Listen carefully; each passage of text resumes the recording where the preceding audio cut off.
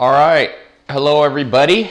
It is Ty here in my studio. We are doing the today's live call VIP coaching. We're going to be talking about lots of stuff, including the questions that you've submitted. The whole idea here, just so you know, what we're doing is giving you an opportunity. People ask me all the time, Ty, I would like to find a mentor. As those of you know who listen to my different talks, I don't necessarily see myself as an end-all be-all mentor, but some of you have asked me to do coaching and mentoring, and as you can see, it's like in hedge funds, they have like fund of funds where one person points you to another place, and in some ways that's my mentoring style, that's my coaching style. So we're just going to dive on in. We're going to talk each time we do these coaching calls or this VIP mentoring. We're going to talk on a different main subject, but feel free. As you're watching me on this page, if you scroll down, there is a place that you can continually ask questions as we go. And I have the ability up on the screen to look at the questions. Sometimes I'll stop. Sometimes I'll answer them at the end. I've already got some pre-selected ones that you've submitted before. So as you think of anything and you want to add to the questions, go ahead and ask them. And we keep it real casual here. The goal here is not to have a professional Hollywood set and be like Oprah Winfrey. The idea is me talking to you one-on-one. And remember, this is not public. This is only available to those of you who are in the VIP program. So thanks for being part of this VIP program, and I want to make sure we add a lot of value to your life. So let me get the book we're going to be talking about. Here it is. Today we're going to be talking about Peter F. Drucker's book, Managing Oneself. A lot of you got this in the mail. A lot of you have received this. And by the way, if you have any technical difficulties for whatever reason, we will record this call. And send it. You'll be able to listen to this as a recording, but live is way better. So one of the things, before we get into kind of housekeeping here, the reason I want you to commit to be on the live calls, all right, and they're going to be at least once a month, sometimes more often. It depends on my schedule. Sometimes I have to travel and stuff. Sometimes there'll be pre-recorded stuff. Sometimes it'll be live. But on the live ones, try to show up, because I believe a couple things. One, there's a power to committing and symbols, if you will. I was reading Hillary Clinton's book, Hard Choices. Not very political, but, it's interesting to get the inner workings of some of the most powerful institutions, the government. And one of the things that they do, when she met Putin, the Russian leader, she gave him a button that said reset, meaning we want to reset our relationship with you. And she said in her experience, symbols are important. Jeff Bezos, how he runs Amazon, symbols. So it's symbolic for you to show up to something live. And we all know that myself included, we tend to procrastinate and not listen to the recording. So commit to at least showing up to these live once a month. Also commit to being in this program. It's a monthly program. You can cancel at any time. But really, to get the benefit you want, you need to be on here for 4 to 6 months, okay? 4 to 6 of these at least. You'll see they build. I tell people, the average person in the world spends about $80 a month on coffee. This thing's way cheaper than what people are spending on coffee. And remember, you're investing in yourself. So today we're going to talk about this book. You probably received this, Managing Oneself by Peter Drucker. He's dead now, but he's, in some ways considered the preeminent thinker or business guru. The modern MBA program is basically built around a lot of the fundamentals that he talked about. So hopefully, and at the end of this month, I'm going to give you the next book that I want you to read. I'm sorry, at the end of this call or this live stream, I'm going to give you a new assignment. So the first assignment has been this Managing Oneself book, okay? It's really small, 58 pages, 57. Now, here's my copy. Let me show you what I do as I read.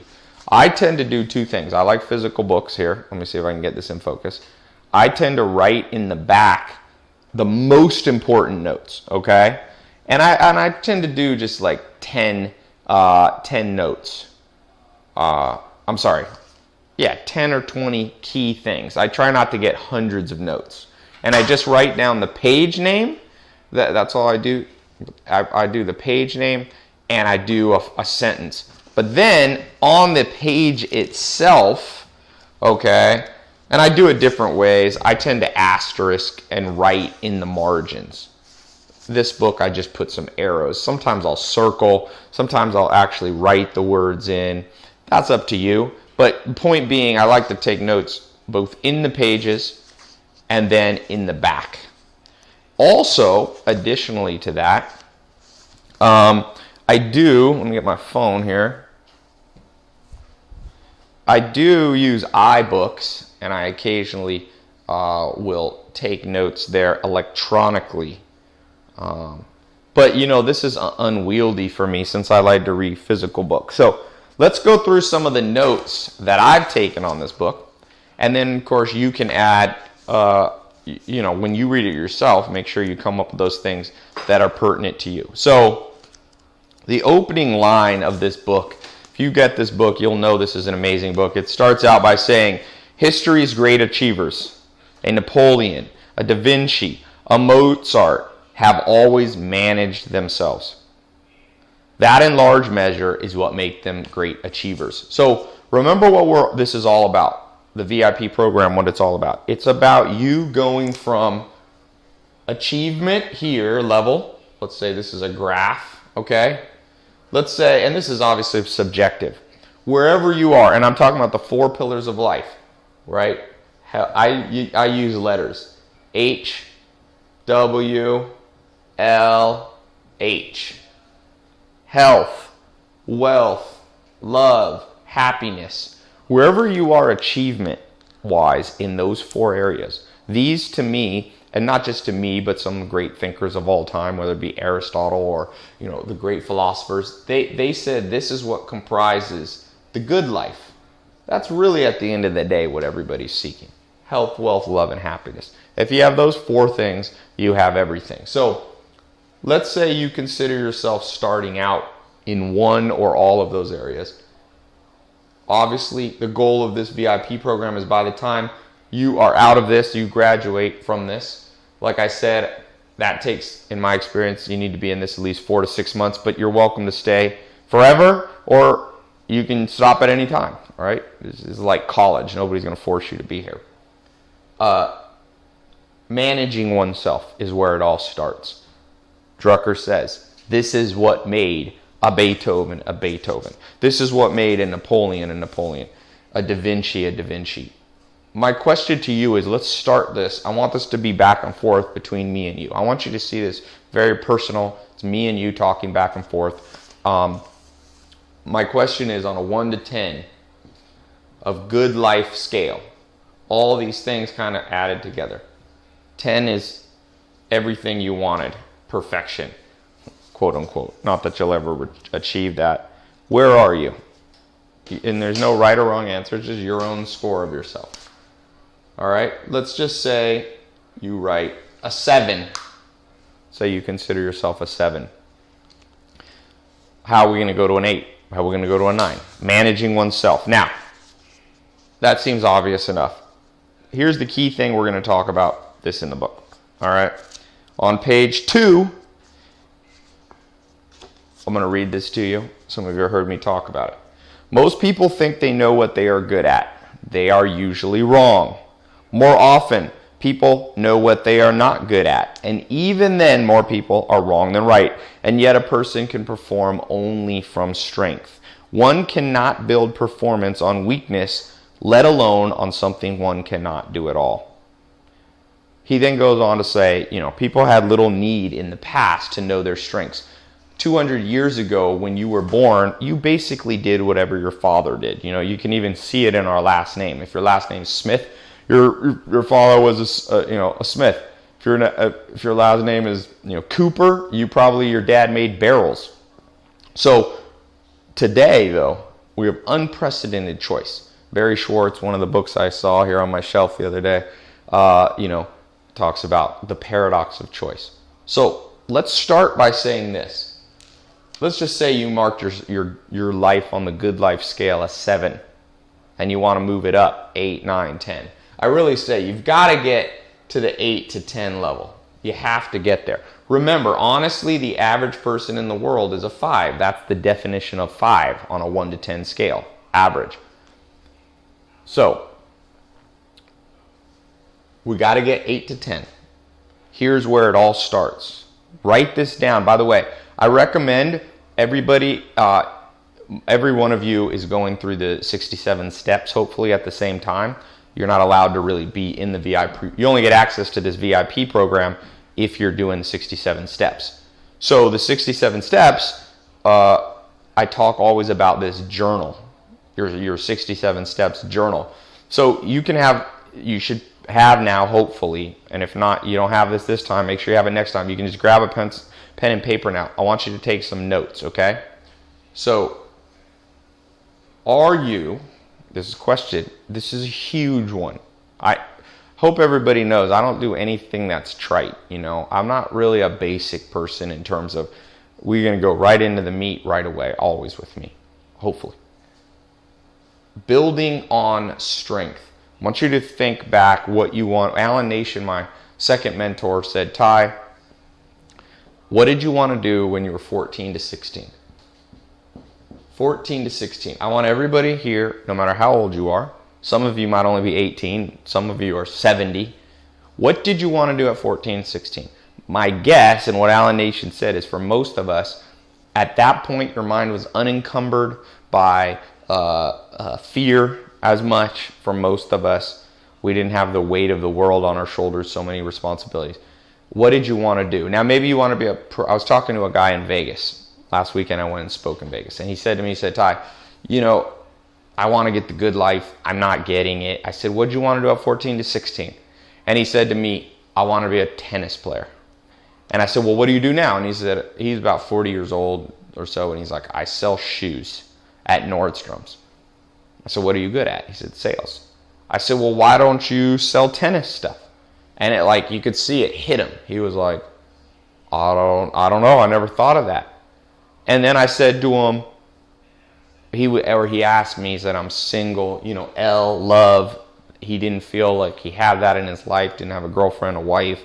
And I said, well, once you get your life building around your strengths, once you're building, to go from here, it's only, Drucker said, going to come from, let me get a more green marker. It only comes from,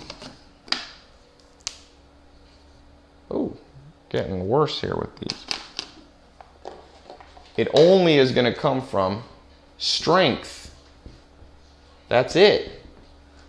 So what you have to do right now is you must immediately start by building around strength. So going back to this guy, he said 14, you want to be a tennis player. I said, are you good at tennis? He's like, I was always good at tennis. Remember, strengths are things you have ability in, but in addition to that, things you have passion around. I went to the Warren Buffett Berkshire Hathaway shareholder meeting, and somebody in the audience asked the same question. It was a younger guy going, what should I do with my career? And Buffett's answer, the billionaire Warren Buffett, he said, well, do you have tremendous drive and curiosity around? So the guy I met in Vegas, not only was he a decent tennis player, but he had drive and curiosity around it. But yet he had not built his life around his strength, right? He had built it just around a random event. He somehow bumped into somebody at Nordstrom's and got a job there, saw something in a newspaper they were hiring. You can't live your life that way. What this book is saying, you must manage your life. You have to take control back. Now, the next question he had for me, which you might have career-wise, do you quit your job if you don't feel it's built around strength? The answer is yes and no.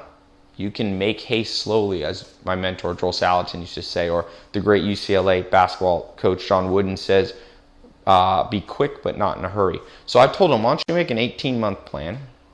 I said, you're going to find physical health. I said, what do you do for a physical workout? And he was like, well, I would lift weights because I read that was good for you. But that's not building around strength for him. His strength was his ability and his drive and curiosity around tennis. I said, why don't you play tennis more? Now, before you laugh at this guy, because my first inclination is to be like, duh, this is obvious, man. Think hard on your life. Is your life built at every level around your strength? Health.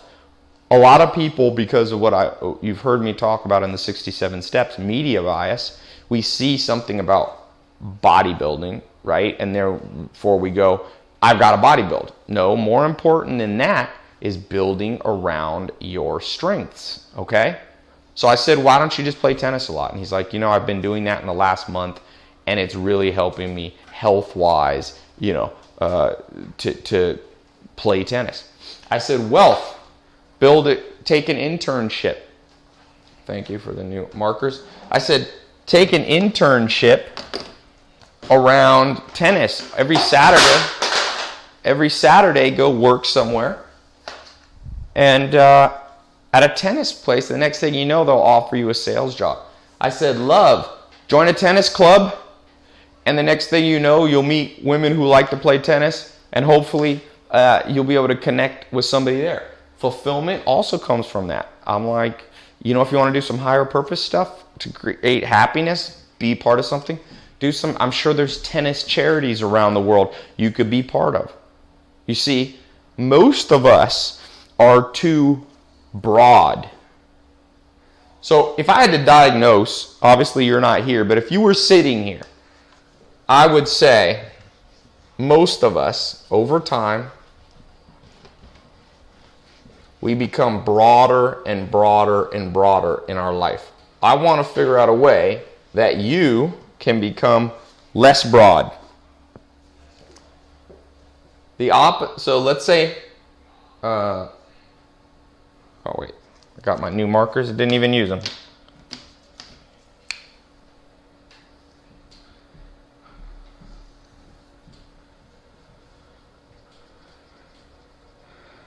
Broad. Focused. The first step that Peter Drucker gives in this book. You must move from this to this. Laser focused in each of those areas. Some people might say, Ty, I feel like I like to do lots of stuff. Richard Branson did lots of stuff. People bring it up. But I'm like, but no, he did not really. If you read Screw It, Let's Do It, which is on my recommended book list, the autobiography of Richard Branson, he started out just with magazines. Then he went just with music. He's lived a long life, and he started, I think, at 16. And he's gone all the way to, 60 or 70 years old.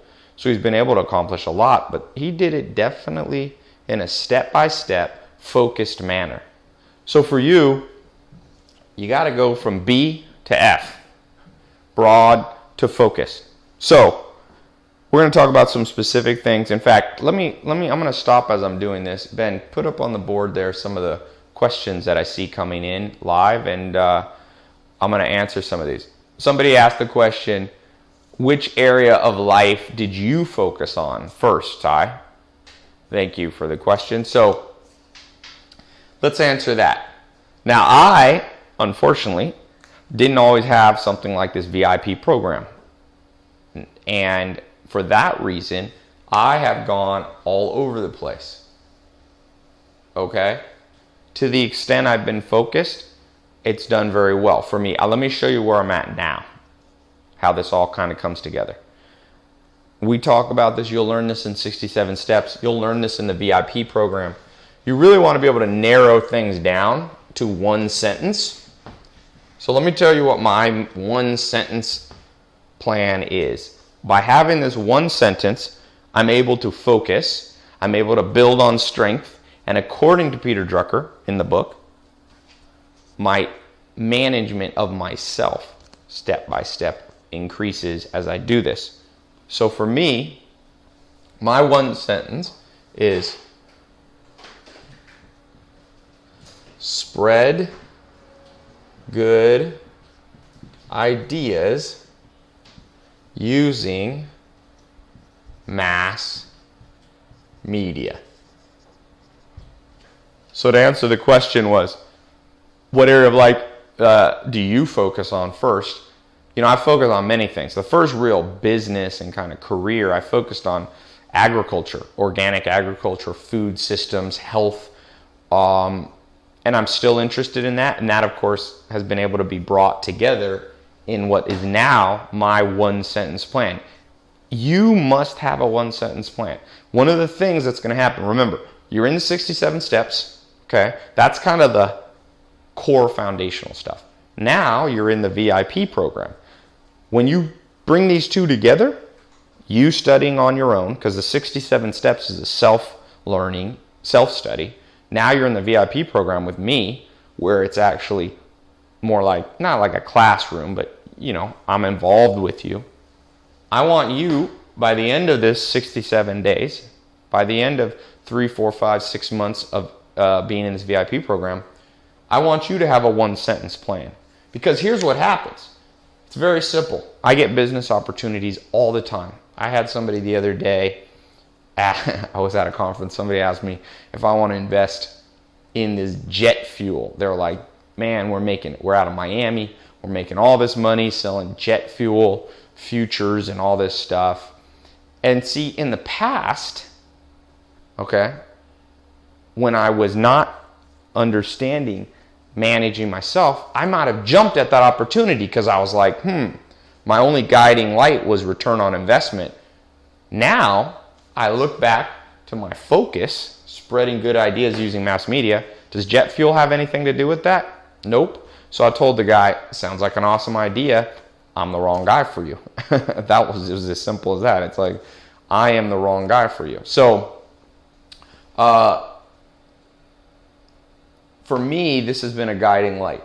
Even with things like health, working out, playing basketball, that's the thing that I like to do. But now I like to do it with people who are in because this can kind of be summarized by education, right?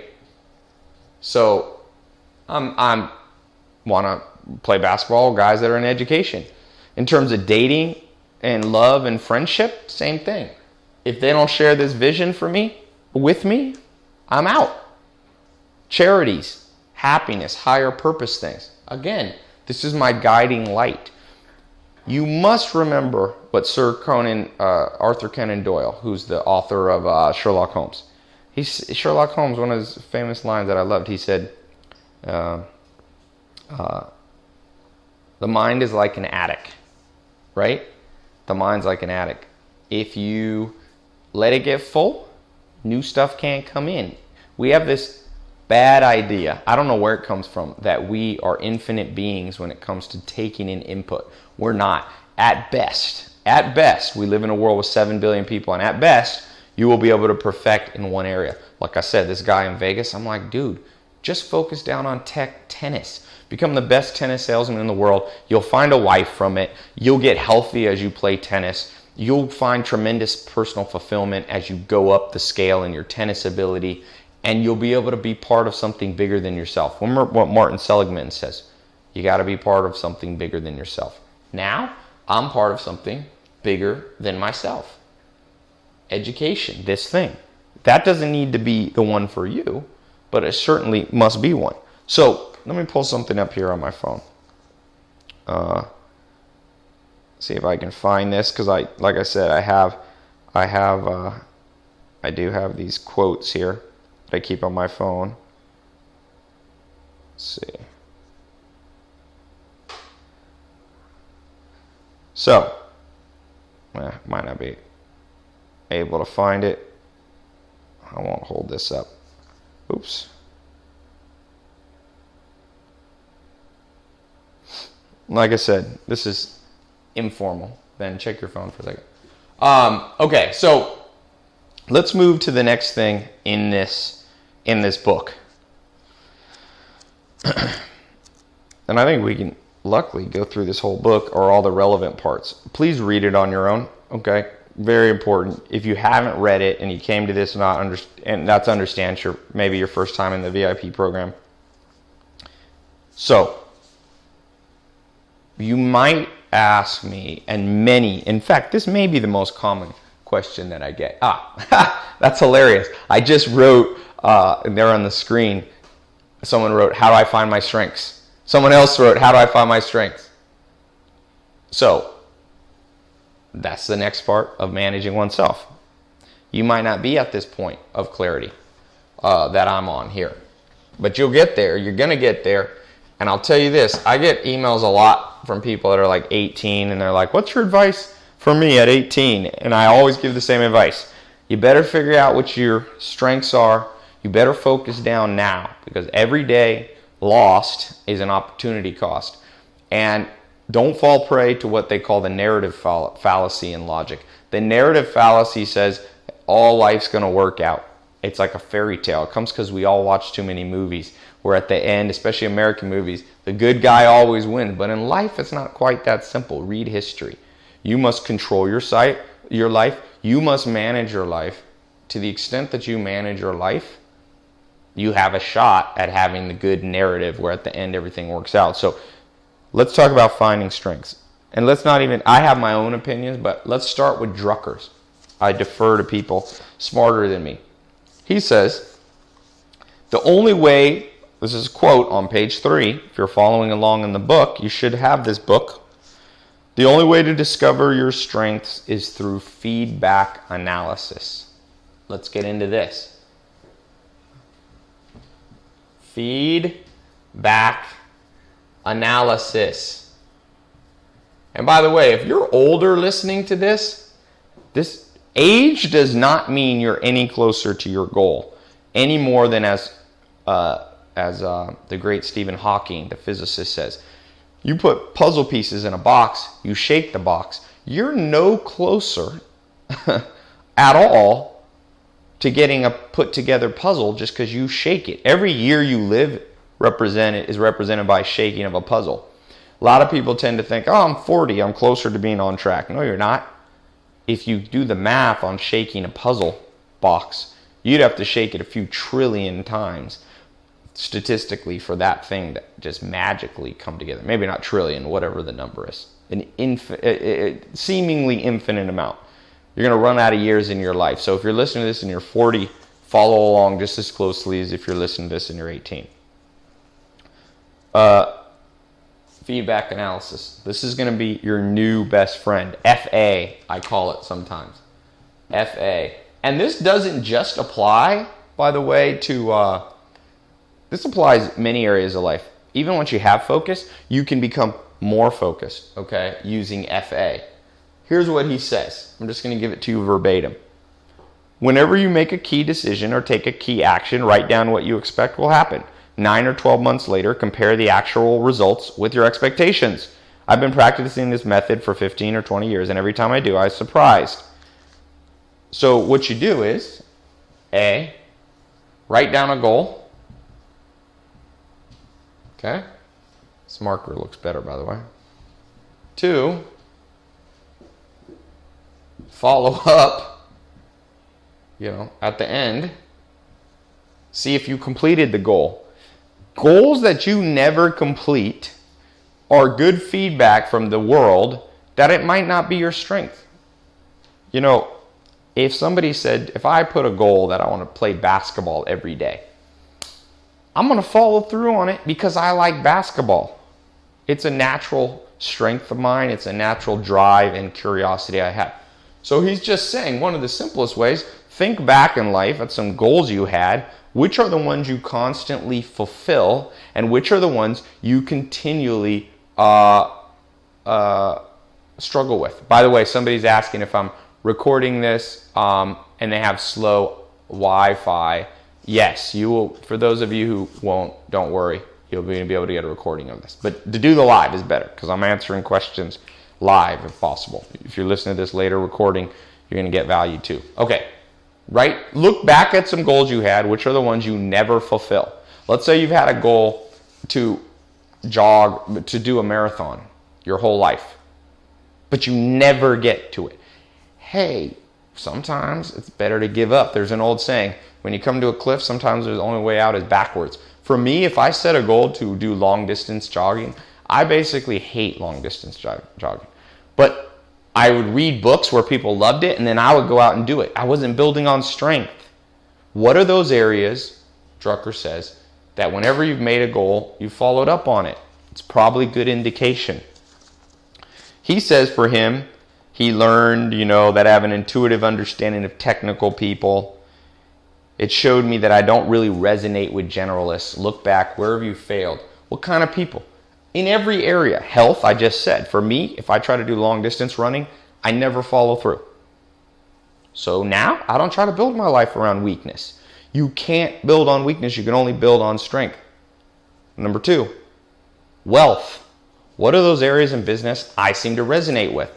Well, education. Even back, somebody was asking me, I realized the common thread through everything I've stuck with, for the most part, has been education. Let me give you an example. I went with Joel Salatin. It wasn't really about farming, it was about educating the world about good food systems. That's what Joel did. I have an interest in that.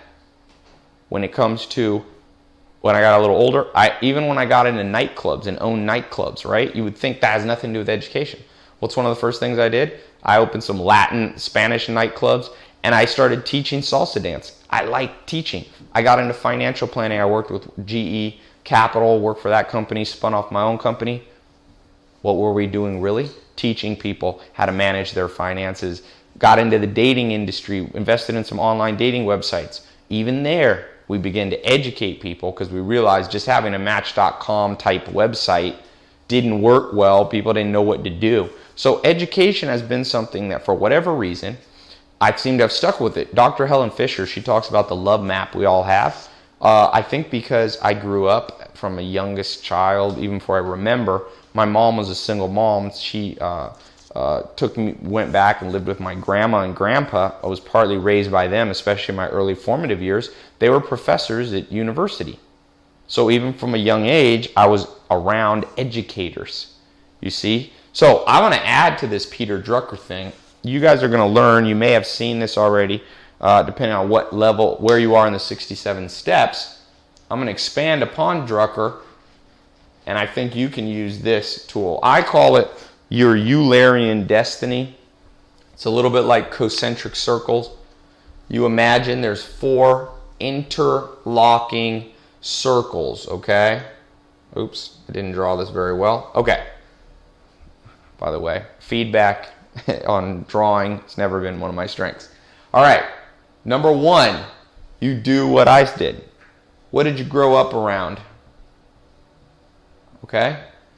Write that down. Number 1, what did you grow up around? Do not ignore that signal. I'm trying to remember. This came to my attention. Some person. Oh, it was like a Hollywood actor. It was a girl. I noticed. It's this girl that I know in Beverly Hills. And her dad is one of the top. He's not a top movie producer, but he's a director, producer. He's done some movies, I forget what movie he did, but a couple big ones. And I was like, what do you want to do with your life? And she's like, well, I've thought of doing something in Hollywood. I'm like, why don't you do something around movies and directing and acting? And she's like, why?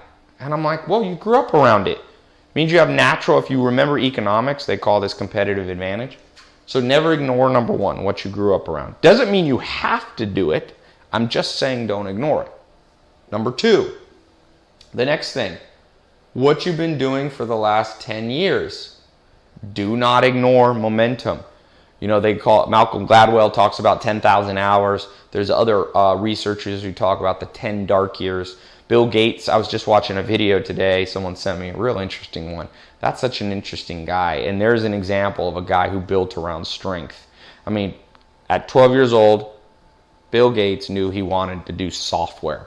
It jived with him. He had passion, energy. He said from age 20 to age 30, I never took a day off, not even one. 3,650 straight days of doing, software. He built around strength, and look what he got from it. Now, not only did he make whatever, he's still one of the wealthiest men in the world, but he's also revolutionizing the world in terms of socially adding value, eradicating poverty, education. So life takes a long time to build skill. If you've had 10 years in something, do not ignore it. Doesn't mean you have to do it. Any one of these on their own is not enough to stick with something for the rest of your life. But we're going to add to that. So that's number 1, grow up. Number 2, well, I don't need to number these. You can write these down. Be writing this down on in your journal, in your success journal. All right. Number 3, okay, feedback. Okay, going back to the Drucker thing, from strangers. That's what I like to call it. What have strangers said about you? Discount what your mom says. We all know your mom probably loves you. Discount what your best friend said. What do strangers say about you? I asked this to a guy that I do some inner circle for people who have businesses. Some of you might be in the inner circle, but that's for people who want to go beyond $1 million in revenue in a business, want to build a multi-million-dollar business. And one of the guys I was asking the other day, or other month, I said, what have strangers given you feedback? And he said, well, people have always said I had a good smile. And I said, well, are you on camera a lot? Because when people say to me they have a good smile, I'm like, are you on camera? And he's like, no, I never thought of that. I'm like, man, when strangers give you compliments, that's a good sign. For me, one of the compliments strangers have given me my whole life is that I'm a fast reader. So guess what? A lot of you know me from my book of the day. That's how you first heard about me. My TED Talks, you might have heard, why I read a book a day. So that's me building around strength. Every time I build around strength, good things happen over the next 18 months. Every time I try to build around weakness, it's always a disaster. Okay, so feedback from strangers. The 4th thing here, very important, is what I call effortless Saturday night conversation. All right? I'm not even going to try to write that in here. What I mean is, on a Saturday night, you're not working, you're under no stress, no obligation, you're out at a cafe with some friends. What conversations do you bring up? That's, as Warren Buffett, I heard him just a few months ago at the Berkshire Hathaway meeting. I'm a shareholder there. He said, what do you have? Curiosity. You're going to need curiosity to push you forward. So what is it that you talk about effortlessly? For me, what are the things I like to talk about? I like to talk about books I'm reading. I like to talk about self-help stuff.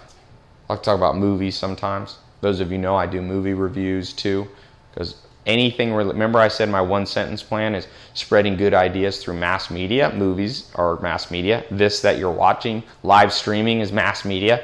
Books are mass media. Instagram, some of you are on my Facebook, social, TV, all those things I'm interested in. What's yours? Maybe for some of you it's politics. Maybe for some of you it's sports.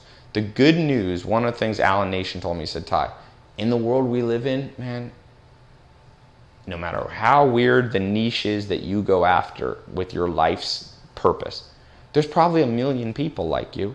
And do the math. If you can even get 5% market share out of a teeny 1 million person niche, that's 50,000 paying customers. Do the math on that. What if your average sale of whatever you're selling is $100? 50,000 times $100, it's $5 million, right? So don't shy away from these things just because you don't think there's a market. There's a market for about anything. That's the beauty of the internet. The beauty, every day, many tens of thousands of people get access to high-speed internet. So where now, by Eulerian, if you remember in math, Eulerian destiny talks about kind of these concentric circles in math, the Eulerian principles. Where do these all intersect for you? Like I said, for me, I grew up around grandparents that were professors. I have spent 10 years around people doing educational things, whether it be Joel Salatin, be nightclubs, teaching salsa, financial planning. Feedback from strangers. People are like, you read a lot, even from 2 years old. I have little pictures where, under 2, I was reading books. My grandpa and grandma really pushed on me that books were everything. So then effortless on a Saturday, I talk about books that I just read. So how do you probably know me, at least at the beginning? It's from a natural coming together It's a natural kind of birthing of these 4 things. What are your 4 things? Okay? That's what I want you to figure out. Let me get some water here. That's my goal for you. It doesn't have to be completely answered today. In fact, I want you to think on this. As you go through the 67 steps, my goal is at the end of the 67 steps that you are able to answer these. All right, I'm going to come back to this, but I'm going to diverge. As promised, I want to answer some questions here. I'm going to continually kind of intersperse this to keep it so it's not too dry. Question: what are the most important 3 daily routines I should learn first? Okay, good question. Daily routines. So let me erase this. Make sure you've written this down. We're going to get back to the Drucker book. So here's the 3 daily routines. Thanks for the question. 3 daily routines. Remember, I haven't practiced for all of these, so I'm going to just give you off-the-cuff answers. Daily routines. And of course, this is relevant to managing yourself. You can't manage yourself if you don't have some level of daily routine. So I'm going to answer it this way. First thing is divide your day up into 2 areas. I learned this from a farm. I learned this from Joel Salatin. The first one is chores, and the second is progress. So the first thing I want you to understand is your day must always be divided with chores / maintenance, okay? And then progress. The ratio I like is 1 to 3. Meaning 3 hours of progress for every 1 hour of maintenance. Here's what maintenance. So going back to daily routine, okay? Gotta ask. Start your day with some chores, ritual. Okay? So that could be as simple as working out. I recommend that you read over breakfast. Obviously, you got to eat, right? I recommend part of your chores / ritual be that you read a book that's over 50 years old. For some of you, that's the time you need to do some chores around your body. Some people can't work out. The Rock, he likes to do an hour of cardio, eat breakfast, and then an hour and a half of weights.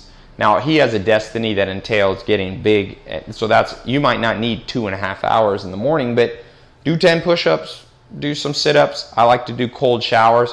So all that stuff, or hot and cold, that's all part of your chores. Make it a ritual. Whatever it is, don't be thinking with the 500-year-old mind. I talk about that in 67 steps. Hopefully you've heard that. Don't think about right or wrong. Think about experimentation. Experiment with various chores and rituals. The definition of chores is you're going to do them at least 5-6 times a week without fail. So keep them not too long. Okay? Joel Salatin used to tell me, if you're spending more than 2 hours a day, 3 hours a day on chores, your life's going to get out of whack. So you can even push this ratio to 1 to 4 if you want. Okay? Just make sure. Some people err on the side of never having any routine. It's like they wake up and every day is a new day, and it's like, don't do that. That's too flaky. In the PACE system, you're going to learn. I've developed a personality typing system that I came up with many years ago called PACE. Okay, PASE. You'll have one dominant: practical, action, social, or emotional. People who are social, the S or A, they really struggle with chores. So if you fall, 50% of you, people you meet, maybe you, fall into this, you're really going to struggle with routine. Then the P and the E people sometimes struggle with progress. Their whole day is just maintaining the status quo. You must develop the balance. So number one thing in my daily routine, I make sure I get some chores in. Number two, I make sure I get a lot of progress in. Again, some days will be heavy on progress or heavy on chores. It won't all, but it must average out over a week to, at least 3 to 4 times more progress. What's the definition of progress? Reading new books, meeting new people, building new businesses. When it comes to working out, you can even divide your workout like that. Like in the morning, I have a friend, Janelle, he's one of the top male models in the world. He starts out his day with some jogging and sit-ups. He says, do Manny Pacquiao abs. That's what he says.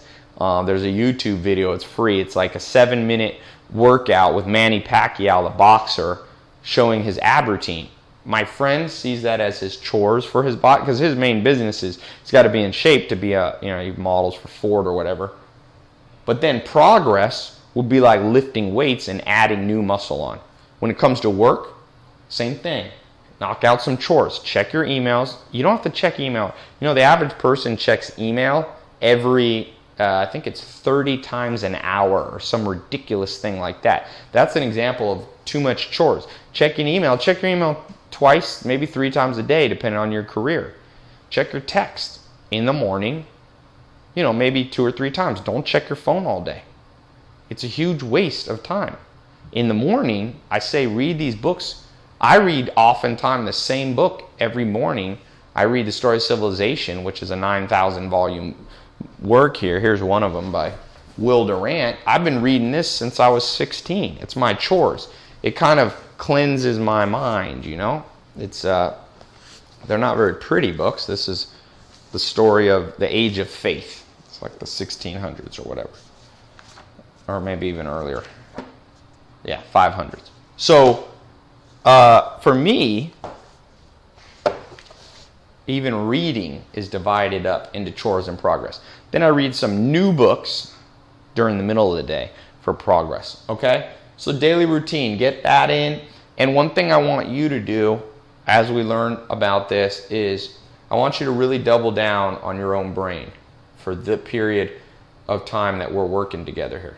Oops. Double down. Okay?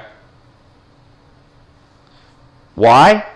Well, as Warren Buffett says, he gets asked all the time, what's the best investment? And for the most part, unless you're very wealthy already, your best investment is going to be in doubling down on your own brain. So what does that mean? That means at least, I recommend, at least 1 hour a day, solid doubling down on your own brain. It can be audio books.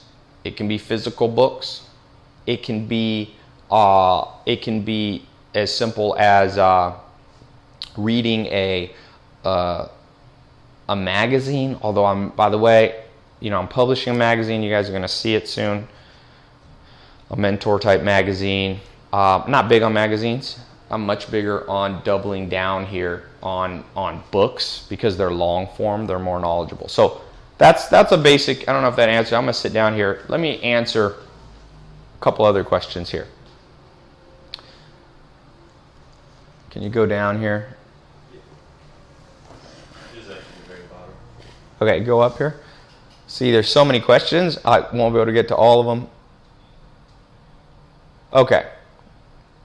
Question here. I'm 20 years old and recently taken to the stock market as a day trader. I've acquired a mentor whose services I pay for and I'm seeing decent results. Recently, however, I came to realize that with a small account, $760, my goal of $56 profit a day is going to be difficult. I read the signs and decided that I'm going to save $2,000 to add to my account before starting to trade with my own money. Decided to set up a paper trading account instead and continue to learn from my mentor through his lessons in chat room. Is there anything else you could suggest doing to help expedite and increase my chances of success? Here's my answer to you. First of all, why did you pick stock market as day trader and investor? As we're talking about here with Peter Drucker, is that your strength? Eulerian destiny, 4 areas. Did you grow up around it? Do you have tremendous passion before you started, right? Every time you went out to dinner with your friends on Saturday, you started talking about the stock market. Third, do you have a lot of years of experience in it? You're young, maybe you don't have 10 years, but you could have 10 years. And then, fourth, did you get feedback from people for many years that this is your thing? They're like, oh, this is a math whiz. If you don't have that, you may be going after what I call the opportunistic approach to life, which is extremely dangerous. Opportunists usually fail. There are examples of some successful people, but for the most part, I got invited to a movie with Steven Spielberg, and I heard him talk here as a private screening of Indiana Jones, the 30th year. And he said, when I was 7 or 8, I was playing with making movies with lenses. So my first question is this the right thing for you? Because if it isn't, cut your losses and move on. Remember, in economics, there's the principle of sunk costs. A lot of people are like, well, I already started. Well, it's not a good enough reason, especially at 20, to stick with it. Let's assume this is your thing, okay? You should be doing this. Your goal is unrealistic.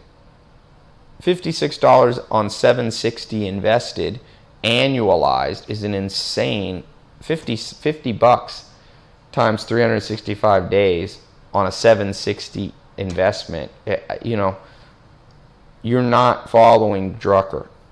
John Wooden. Be quick, but not in a hurry. Your goal isn't to make money right now. Your goal is to learn. So look, if you can make 20% return on your money, even 15%. So it's $760 invested.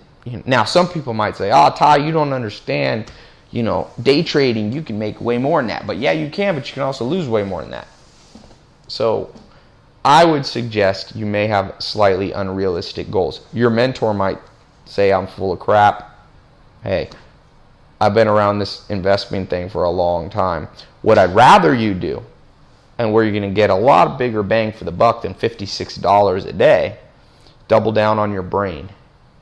Spend $760 over time on books, on seminars, on courses. You might even have to spend it. You can go to the library. But what I'd rather you do is find your long-term destiny. And even if you had an internship that's unpaid, who cares? When I worked for Joel Salatin at 18, I don't know, now he pays $100 a month stipend. I didn't care. At 20 years old, you can be broke. Alan Nation, my mentor, said, be careful, Ty, of trying to become a millionaire in your 20s, my friend. If you're not careful, it'll trap you. I told somebody this the other day, and they were saying, yeah, that happened to them. They got trapped. So let's move on. Those are 2 questions, great questions. I'm going to continue on through the book here. Next thing I want to talk about. It is equally, on page 7, if you're following along, it is equally essential to remedy your bad habits, the things you do or fail to do that inhibit your effectiveness and performance. Such habits will quickly show up in the feedback. So, bad habits. What kills your ability to manage yourself? What kills the good life? Without a doubt, for most people, it's bad habits. So let's talk about those. I'm going to get back on the board here in a second. Give me 1 second. Grab something to eat while we talk. So,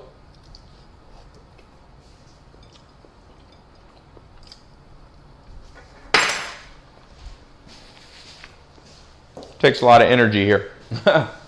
So, excuse my snack. What's the most common bad habit? So I think for most people it's a bad habit which is structural. It comes from the fact that you and I grew up opportunistically. Your parents probably didn't give you this advice. Maybe you had great parents. Your parents said, hey, study, go to school, go to college, get a good job. They didn't give you much focused advice. When that happens, the feedback analysis starts becoming, you become a person who starts things and doesn't finish them. Why? Because you're not building on strength. So you're not driven. The drive starts to disappear. So procrastination begins to be wired into your brain. Let me put this on the board here. So Drucker says your biggest enemy is going to be bad habits. what in my experience is the number one bad habit. It's not even a habit to me. It's a rewiring of the brain. So I want you to imagine yourself like this. Instead of thinking of black and white, I want you to think of yourself if you've seen on my book list Dr. Sharon Mollum.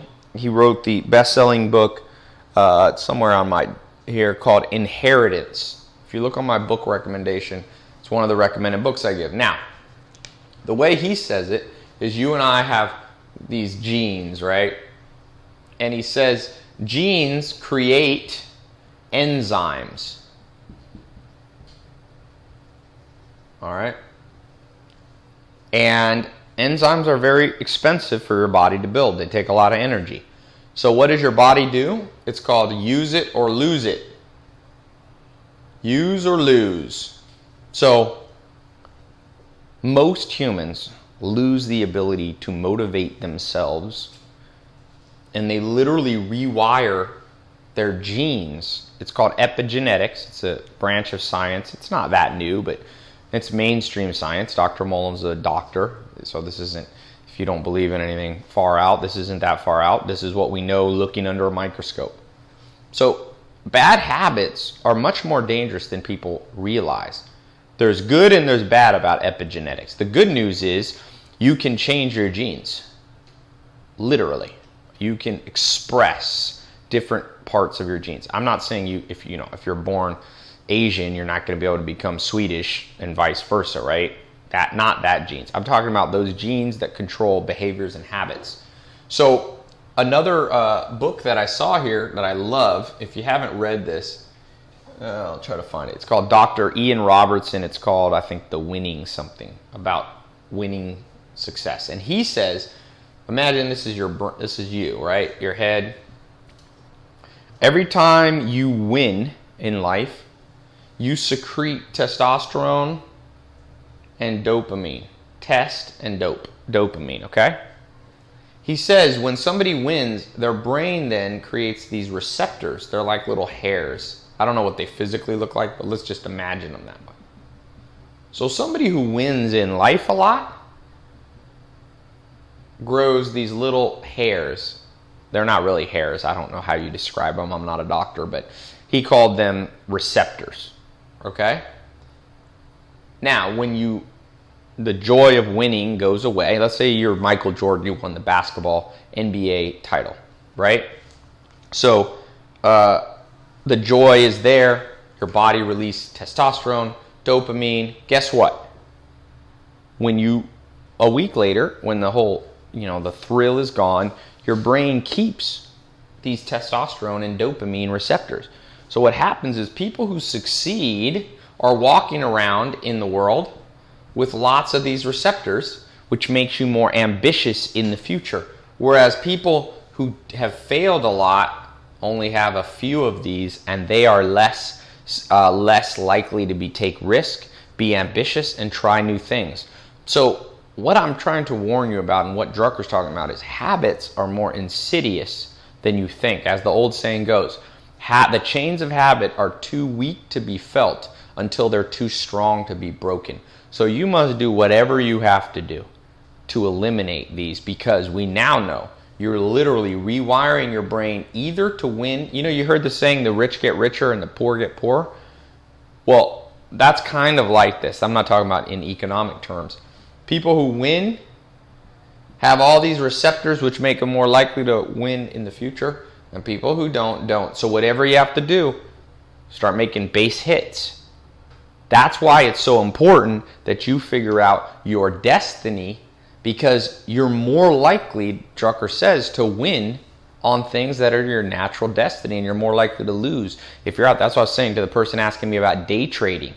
Man, if that's not your thing, you're going to not be that good at it, which is going to instill in you the habit of not trying too hard, because we're not stupid.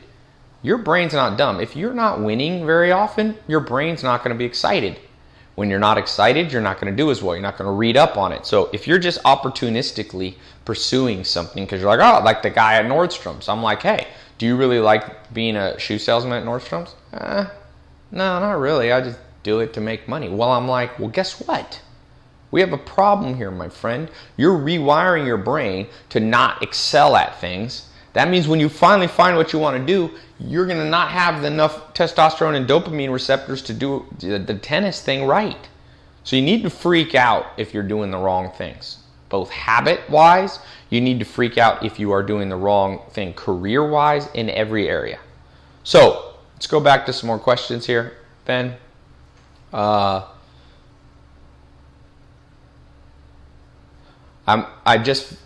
thinking of studying sports and health management. How did you actually get started? Should I search for a mentor like you did? Okay, let's talk about mentors, okay? Because there's a lot of questions here. And this is an important one about mentors. You can't get a mentor that easily if you haven't figured out on your own what your Eulerian or what this focused destiny is going to be. So, first things first. What we're talking about today comes before. We're going to talk about mentors and some of the later VIP calls, live calls. But I have to get this first. If you answer this first, that you were asking, I'm living in Germany and would stay here until I finish, and then I want to come to the US or to LA. Do you think that's a good idea? The answer is there is no right answer. Remember, we're not thinking in the black and white terms of the 1500s, the Middle Ages, where it was like, the world is flat, the world is round, the earth is the center. It's not black and white like that when it comes to these things, right? What is correct, there's things that are more accurate. Let's actually talk about that. And I want you to think, and I've talked about this in the 67 steps, but it's worth repeating here. Now, obviously, when I was talking about the 500, 1500, 1500s, there were people that were correct. The ones who said the world's round were correct. Doesn't mean there's nothing correct. It means stop thinking black and white in every area as if it's some moral thing, is I guess my point, right? They were offended that somebody said the world was round because it conflicted with them morally. Get that out of your mind. So coming to Germany, option number one, or staying in Germany, coming to the USA, which mentor you have. These are splits. The only way you'll ever know if it is right or wrong is if you live two alternate universes and saw, maybe one, you come to the US and you get hit by a car, or you stay in Germany and you become a billionaire or change the world. I can't tell you that because I don't know the future. What I can tell you is as you focus down your life and walk through the doors of destiny, new doors open up. So what you have to do, instead of you're trying to be right here, this is you, and you're trying to right now decide, Germany, USA, this mentor, this career. But the truth is, as you start walking through the doors, this represents a door, as you open that door, things become more obvious. If things are not obvious to you, that means you haven't mastered the step that you're in now. Every time I walk through a door, it becomes obvious that I walk through this next door. And when I walk through that door, it becomes obvious that I go this direction. The doors of destiny unfold. Your destiny will unfold. You cannot stand back and see it. That's why I said I want you to start with this. I want you to start with the things we're talking about. I want you to perfect managing yourself. Then over time, you will know whether you should be in Germany. I know that sounds kind of simplistic, but it is that simple. Go up a little bit here.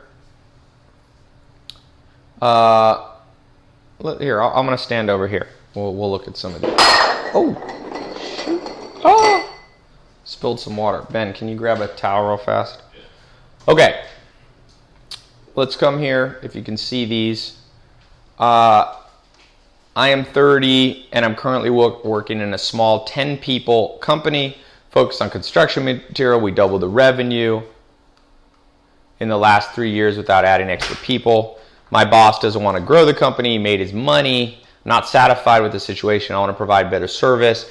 As a consequence, I reduced my work day to 4 days and started working on a side business, be using a product which are selling and applying to different industries. Okay. Can I speak about fear of rejection, failure, and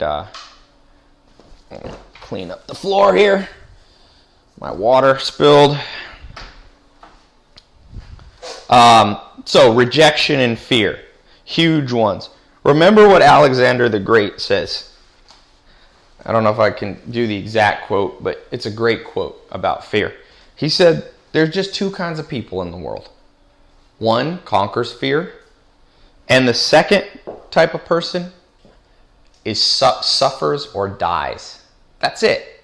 Alexander the Great conquered the known world. I think he died around 31 years old, started in his teens. Now, for you, it sounds like the fear is you could start something new, you could leave this company, and you could end up, in a worse off situation. First good news for you is that in the modern world, not much bad can really happen to you. If you live in the United States, worst case scenario, you go bankrupt. Donald Trump been bankrupt. I read the average millionaire has been bankrupt multiple times. It's very common. I don't remember the exact statistic. So it's not like we live. I remember I went to India a while ago when I was real young, and we were walking into a hotel and there was a beggar there, and we walked over him. You're like kind of used to it, There's hundreds of beggars, so you can't help them all. When we walked out from the hotel in the morning, that person had died of starvation. That's how India and some countries used to be. If you live, it sounds like you live in the United States or in a first world country somewhere, Europe maybe. What's your biggest fear? Right? You'll probably have some stress, but a little bit of stress, like Nietzsche said, it doesn't kill you, can make you a little stronger. So I would say two things. Don't worry so much about fear. You can conquer fear, okay? Secondly, he says, because of that fear, I'm way too much focused on maintenance, not taking enough action toward building a company. The second thing is, when it comes to building a company, you might do better if you had like a business partner, right? Which is a whole nother talk. By the way, I'm going to talk about this. The yellow and blue belt, some of you are in there. So you're in this white belt VIP program with me.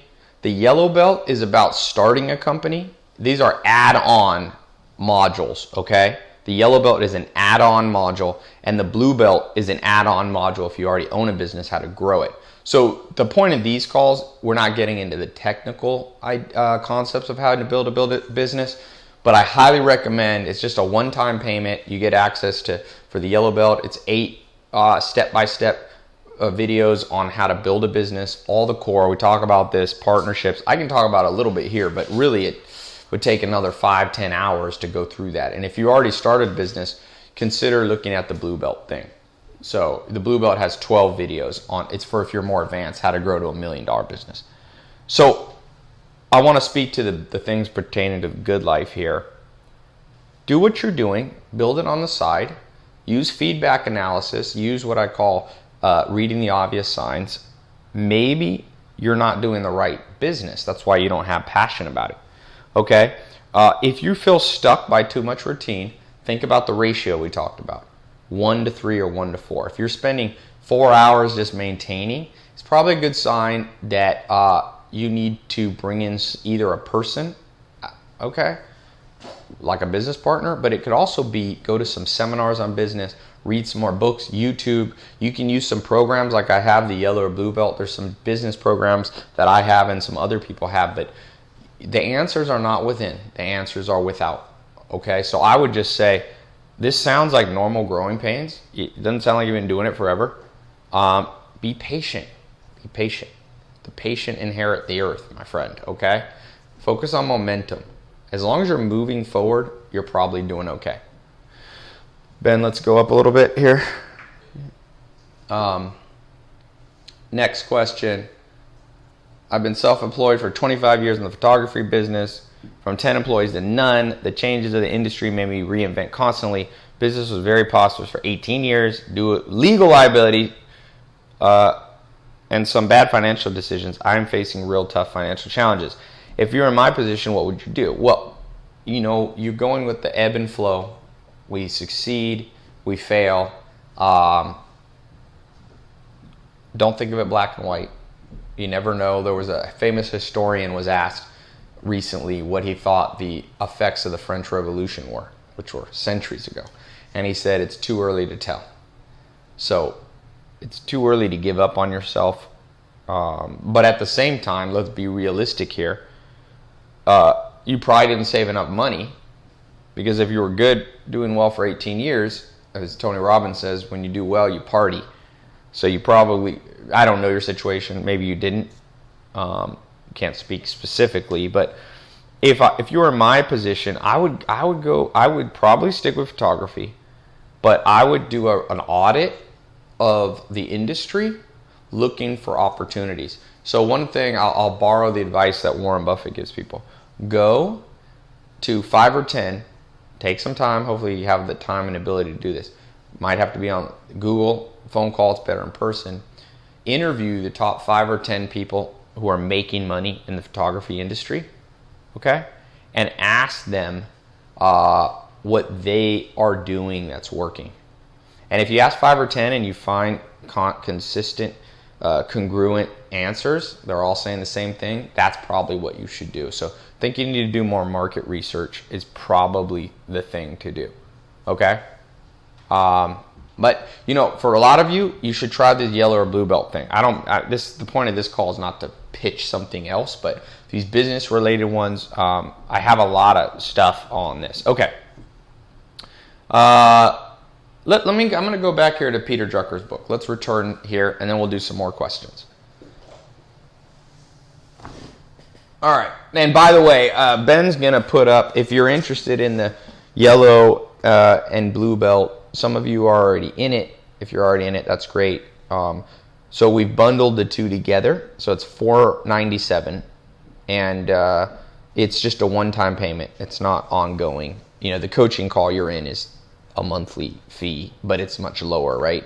So these add-ons, if you want to do it, it's $497, and you get access to the yellow belt stuff, and you get access also to the blue. So that's the core foundational 8 videos that you need on building a business successfully. Even if you already have a business, I still recommend those. Those drip out over time. You get, it's actually more. I add a lot of bonus stuff.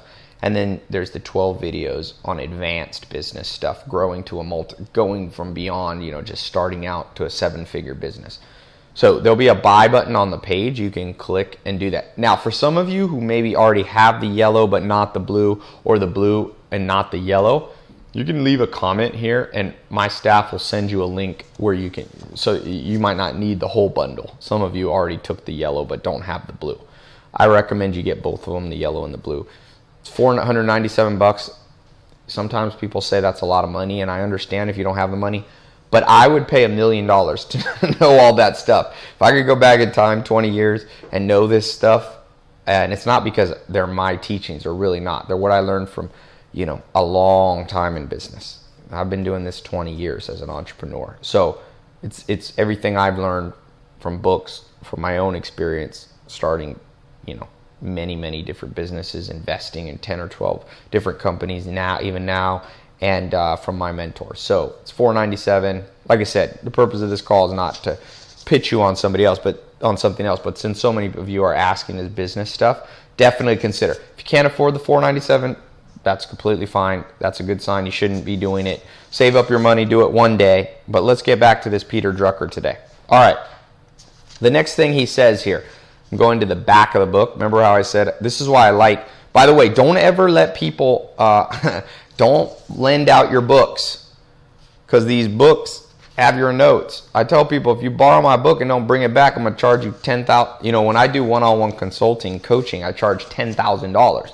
So if I spend an hour putting these notes in the book, I tell people, I'm going to charge you $10,000 if you freaking take my book. So do not tell people, go to the library and get their own books. So where are we? We're on page, if you're following along. Oh, yeah. Okay, let's go to page 10. This is amazing. He says, amazingly few people know how they get things done. How do you get things done? He says, indeed, most of us do not know that different people work and perform differently. Too many people work in ways that are not their ways, and therefore are almost always guaranteed non-performance. So for you, he asked the question, how do you perform? Right? He says that might even be a more important question than what are your strengths. Like one's strengths, how one performs is unique. It's a matter of personality. I'm going to give you an example. So here's the things he says to ask yourself. Am I a reader or a listener? He says the first thing to know is whether you're a reader or a listener. So many people ask me, Ty, is it audiobooks or is it, books that you're, physical books like this, Kindles or physical? And I'm like, listen, do what Drucker says. Some of you are audio listeners and some of you are readers. There's no right answer. For me, I'm a little bit of both. And that's why I do a little bit of both. So remember what Drucker's saying here. He's saying it's not enough to just know your strengths, but you have to know how to get there. And that means the methodology that you work best in. So that's the first question. So write that down. Start experimenting. Are you a reader or a listener? Number 2. And this is about how you perform, right? So are you a reader or listener? Do you perform through reading? Perform through listening? The next one. He says, how do you learn? He says, Winston Churchill learned by writing.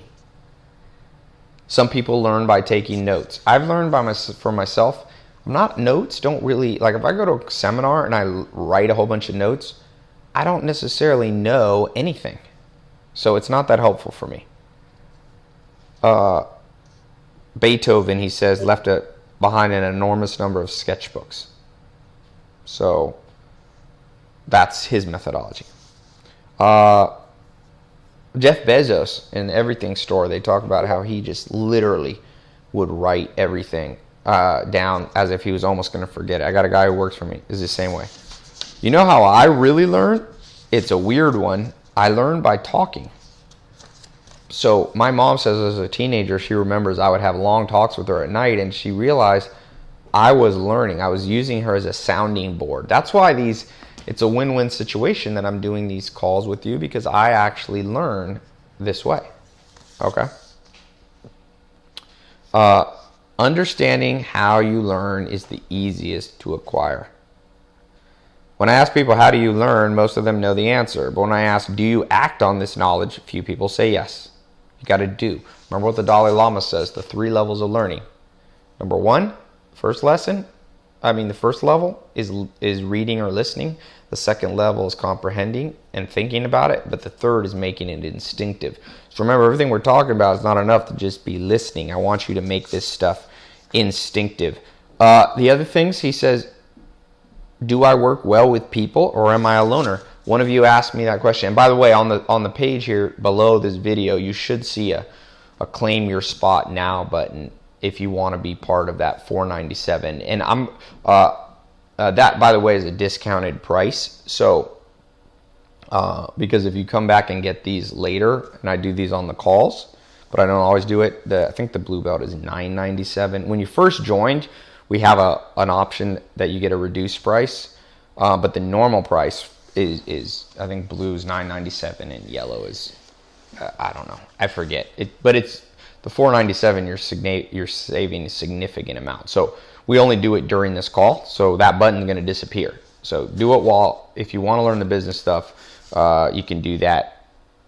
Now, this guy was asking me about the photographer. Whoever asked me who's from Germany, somebody was saying that their stock picker. You really have to ask yourselves, do you work better as a business partner or do you work better alone? Bill Gates said, I never did anything alone except taking tests. He always had a business partner. So I, for myself, I pretty much do better with business partners. He talks about General Patton. Okay, Patton is the best subordinate the American Army has ever produced, but he would be the worst commander.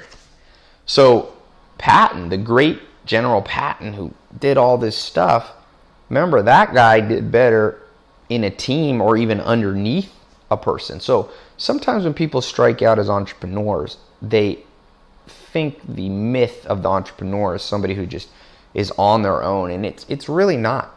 Many entrepreneurs. There's a good book I recommend, Working Together by Michael Eisner. incredible amount. Warren Buffett had Charlie Munger. Ballmer and Bill Gates. Michael Eisner had a partner. He just goes through the list of people who had partners. It's the exception to not have partners, and some people are just better as a lieutenant. There's nothing wrong with it. In fact, don't try to fight your destiny here. Part of managing yourself is knowing this question. So write that down. Are you better working with people, or I'm a loner? I was actually reading a cool book. I forget the name of it right now. Sometimes I read so many books I lose track. I'm going to be writing a report, an article on it. Fascinating book on the research of winning. And they said extroverts do better without competition and working in a large group. Introverts, as it seems obvious, they do better working alone but in competition. So like there's this company called Top Coder with these programmers, and they said a lot of programmers are introverts, right? They're computer people. So they've actually found, you would think extroverts would do better in competition, but they don't. Extroverts in general need people around them, but they don't want to be in fierce competition. So some of this stuff is counterintuitive. You must understand this about yourself. Yes? Can you just say, we got a lot of messages and support about people asking which program is right for them, so just email us. Okay. Maya, some people are asking which program is right for them in support. You can just press this. If you have any questions, there's a help button above this video. Some people are asking which one. That's why we bundled the yellow and blue together for $497. I really think you should do both of them. That's my opinion, because one builds on the other. You might as well learn, even if you're starting out, you might as well learn what it's going to take to grow an advanced business. Nobody wants to build a business that just gets off the ground and doesn't go anywhere. But if you have further questions, or you already have one of the yellow belt or already have the blue belt, and if you already have one of them, we can give you a different price, and we can give you but if you don't have, if you're just in the VIP, just email support, all right? I don't want to talk too much on that because I want to focus on what you're getting today. So next, crucial question on page 20. Do you produce results as a decision maker or as an advisor? A great many people perform best as advisors, but cannot take the burden and pressure of making the decision. Remember, we have this myth of entrepreneurs that they do everything. They don't. Forget that. You know, one thing I love about Jeff Bezos, they said, Jeff Bezos, there's no rules with him except the laws of physics. And everything else, they say, is up for grabs. So who said the definition, if you're talking about entrepreneurs, is money in your bank account doing the right thing that adds value to the world. I talk about the 3 levels of money making. Level 1 is you make money, but you do it in a way that harms the world. To me, that's like what McDonald's is doing, right? People are unhealthy, or not just McDonald's, but the fast food industry. They're making a heck of a lot of money. I read it's a $200 billion industry. But I don't like that business. For myself, you might disagree, but it's a level 1 business. Level 2 business is like a neutral business. You're not really helping the world or hurting the world, but you're making money. That's like a hotel chain, right? You know, you could argue they help the world, but in general they're not. But then you have level 3 businesses. To me, that's something like what Oprah Winfrey did. She's adding value, she's educating, she's teaching the world, and she's making a couple $1 billion. I'd hope that you try to get to a level 3 business, okay? And I think the way to get there is by not worrying so much about the rules and primarily focusing on building around these strengths, how you learn, how you perform. So those of you who don't do well under the pressure of having to make decisions on your own, okay, don't worry about it. Just build around it. There's no right or wrong. There's no rule that that's the way to do it. What you do then is you just build around a business partner who can handle the pressure of making those decisions. All right? So, by the way, Ben's reminding me, we're only going to keep that buy button up for 10 or 15 minutes for that special bundle. So if you want to do it, do it. If not, not a big deal. I'm not a pushy person here. Next one. Some questions to ask yourself. Do you perform well under stress, or do you need a highly structured and predictable environment? The PASE system that I talked about, P's and E's do better without having too much trouble. A's and S's like the informality of, the riskiness. They're not as risk averse. So There's no right or wrong answer. There's no 500-year-old medieval mind here. Build around your thing. Do you work best in a big organization or a small one? He says few people work well in all kinds of environments. There's not many people that can work well. So do you like a big company? Myself, I've worked in big companies. I don't seem to like it. I don't even like traditional offices. This office here, I'm lucky enough to have a guest house attached to my house, so I have some separation, but yet I only walk out my back door and I don't have to commute in LA traffic. Those of you who know LA traffic, that's a nightmare. Avoided.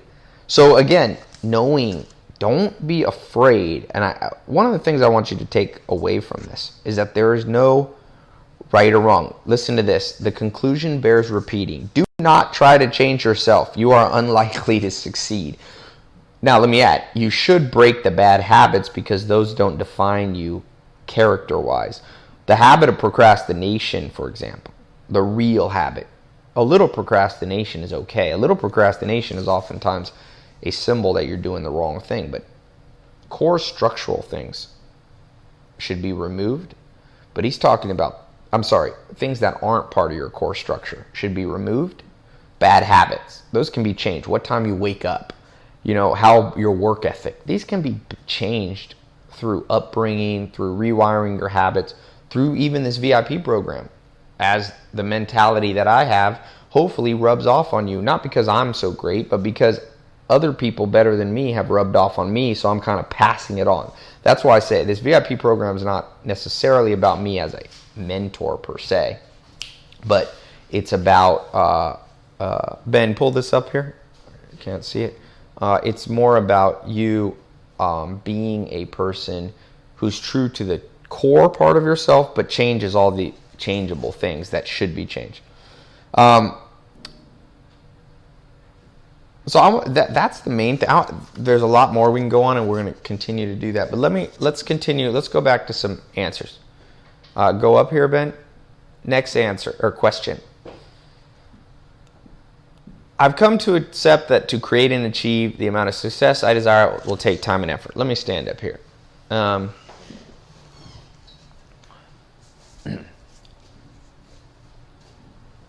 to accept that to create and achieve the amount of success will take time and effort. I'm glad you agree with that because that's pretty much gospel. You're not going to get anything. Forget whatever books are out there. Forget whatever 1 minute manager and how to lose 7 pounds in 7 hours or 4-hour work week and all that. There's some good principles there, but the general gist of it, I'm telling you, if you want to argue with me on this, I always tell people, me and Tim Ferriss got in a little Twitter battle, or he popped in on my Twitter a couple months ago, and what I want to say to anybody, I want to go, you put your list up of people who work only a few hours a day and get big results and change the world, and I'll put up my list. Your list is going to be about that big. In fact, I can't think of anybody. Let me read you guys something amazing. A friend forwarded this to me. All right. It's mind-blowing here. It's a quote from Thomas Edison. Remember, Thomas Edison started the only company that's still on the Dow Jones Industrial from the original, one of the first. GE, he started, which I used to work for them, was the biggest company in the world at one time. He died with over 1,000 patents. He also died one of the wealthiest, most influential and important men in history. And Thomas Edison said, I'm wondering what would have happened to me if some fluent talker, some fast talker, had converted me to the theory of the 8-hour day and convinced me that it was not fair to my fellow workers to put forth my best efforts in work. I am glad that the 8-hour day had not been invented when I was a young man. If my life had been made up of 8-hour days, I don't believe I could have accomplished a great deal. This country would not amount to as much as it has if the men of 50 years ago had been afraid. So, Thomas Edison's saying, guys, wake up here. There is no 4-hour day. He was saying 8-hour day. The reason I'm having this talk today on the VIP call is that I want you to understand that by picking those areas and building around your strengths, building around how you learn, building around the environment, whether it be a large company, a small company, pressure, no pressure, being a subordinate or being the leader, whatever it is, there's no right. As you get these things right, you're going to be able to put more energy into whatever it is that you do. Okay? And that's going to be extremely important. So the real way to answer this question: would intensified time and concentrated efforts spent on the chosen path decrease the time frame? Yes, somewhat. But you can only think about it this way. If you've ever done boxing, karate, jiu-jitsu, any of these, I don't care how much you practice, how intense, 20 hours a day, 2,000 hours a year, 10,000 hours. I think we have, 164 hours in a week. So if you didn't sleep and just did 164 hours, yeah, theoretically, you could learn faster, but it's actually false economy. You need, in karate or jiu-jitsu or boxing, you need time for muscle memory to build. Muscle memory is what the Dalai Lama called what? Instinctual. So no matter how fast you go, up to a point, you're not going to be able to increase muscle memory and mental muscle memory too. So I think you got to put in your years. But here's the good news. If you're doing the right thing, the years will be fun. Remember, there's no end goal. That's still archaic, black and white, 1500-year-old medieval thinking that all of a sudden you're going to get here. Honestly, let me ask you this. I was watching this video on MSNBC with Bill Gates. He's 60 something now? Now he's got the end game everybody thinks he wants. He's a billionaire, right? Multi-billionaire. One of the most well-known people. I guarantee you, if you ask him what the happiest days of his life, in retrospect, looking back, I bet you it's when he was 21 and he was in his cubicle with his buddies, and he was just sitting there making programming and software, eating pizzas, staying up all night. That's as happy as he was. I guarantee you his happiness hasn't gone up. So enjoy the grind. Enjoy the day today. I put that up on my Instagram for those of you who follow my Instagram. I'm like, enjoy the grind. Enjoy the day to day. There is nothing better.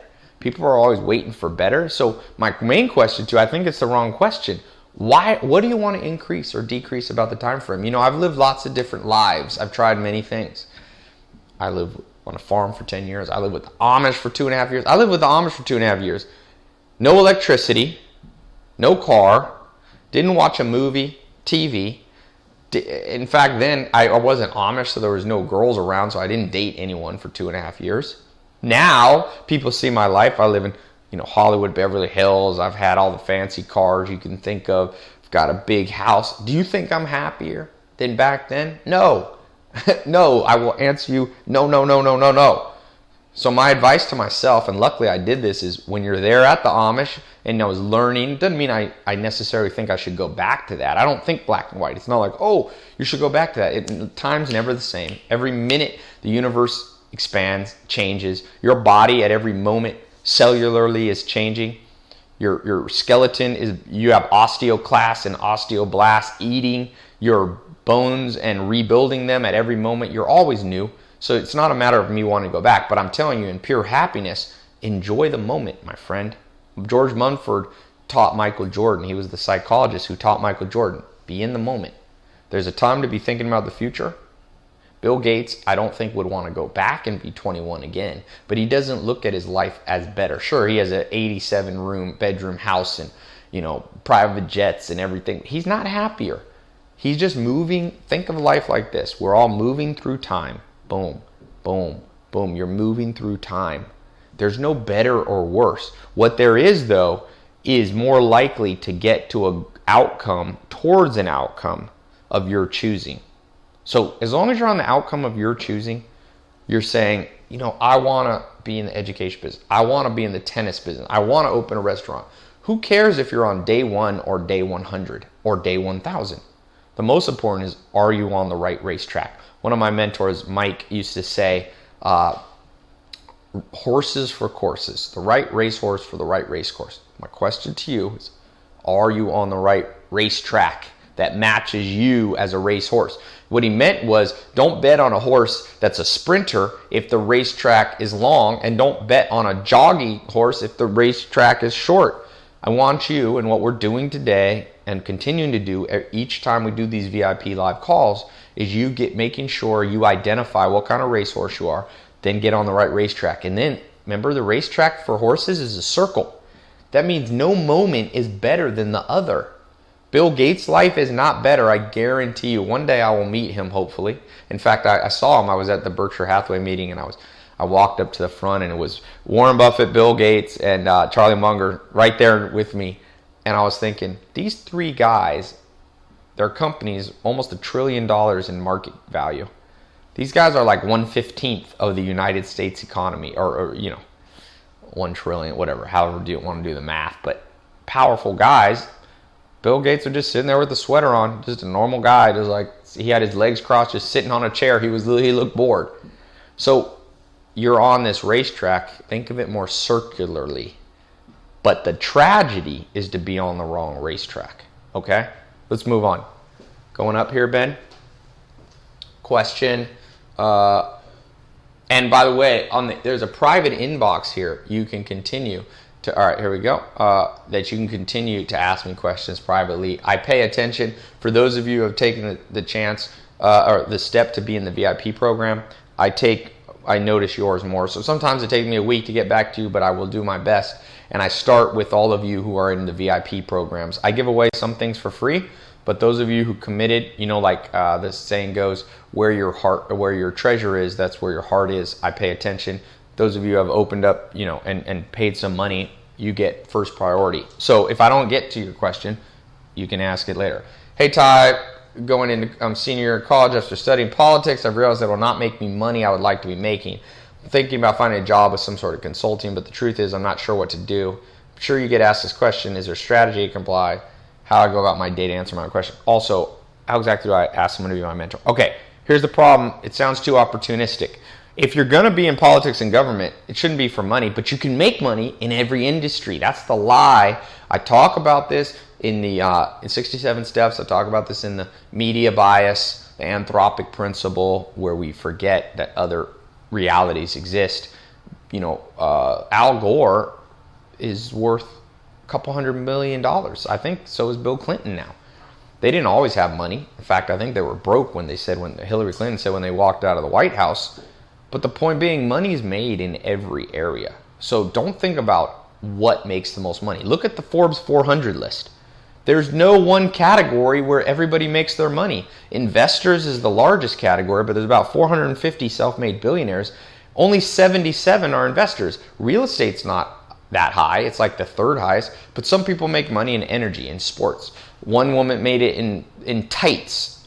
Sarah Blakely with her brand, fashion one, Spanx. That's what they call it. There's no thing. You get good. Alan Nation, I wrote an email about this, an article, and Alan Nation wrote me back. One of my first mentors is Ty, you have that one right. He doesn't always agree with everything I say, but he said that one's right. People don't realize you can make money in anything. So first of all, stop thinking like that. You might not, you might have to branch. Think of the industry you should be in. I talk about this in the yellow belt. By the way, are we taking this down here soon, Ben? The button? So the button will be down in 5 minutes. So if you want to do this business stuff, I talk specifically on this, but I'm going to talk about it now too. But I go through really business stuff. Find the industry you should be in. So if the broad industry is politics, if you want to do consulting in politics, that's a product. Products will change over time. Get the industry right correctly. How do you get a mentor? Well, you get mentor as a natural outgrowth of having purpose and direction and clarity. Because if you decide government's the right things, the industry and the product you're going to use is a consulting to make money at the current time. Products change, industry shouldn't. You'll find mentors in it. How to go about and get them?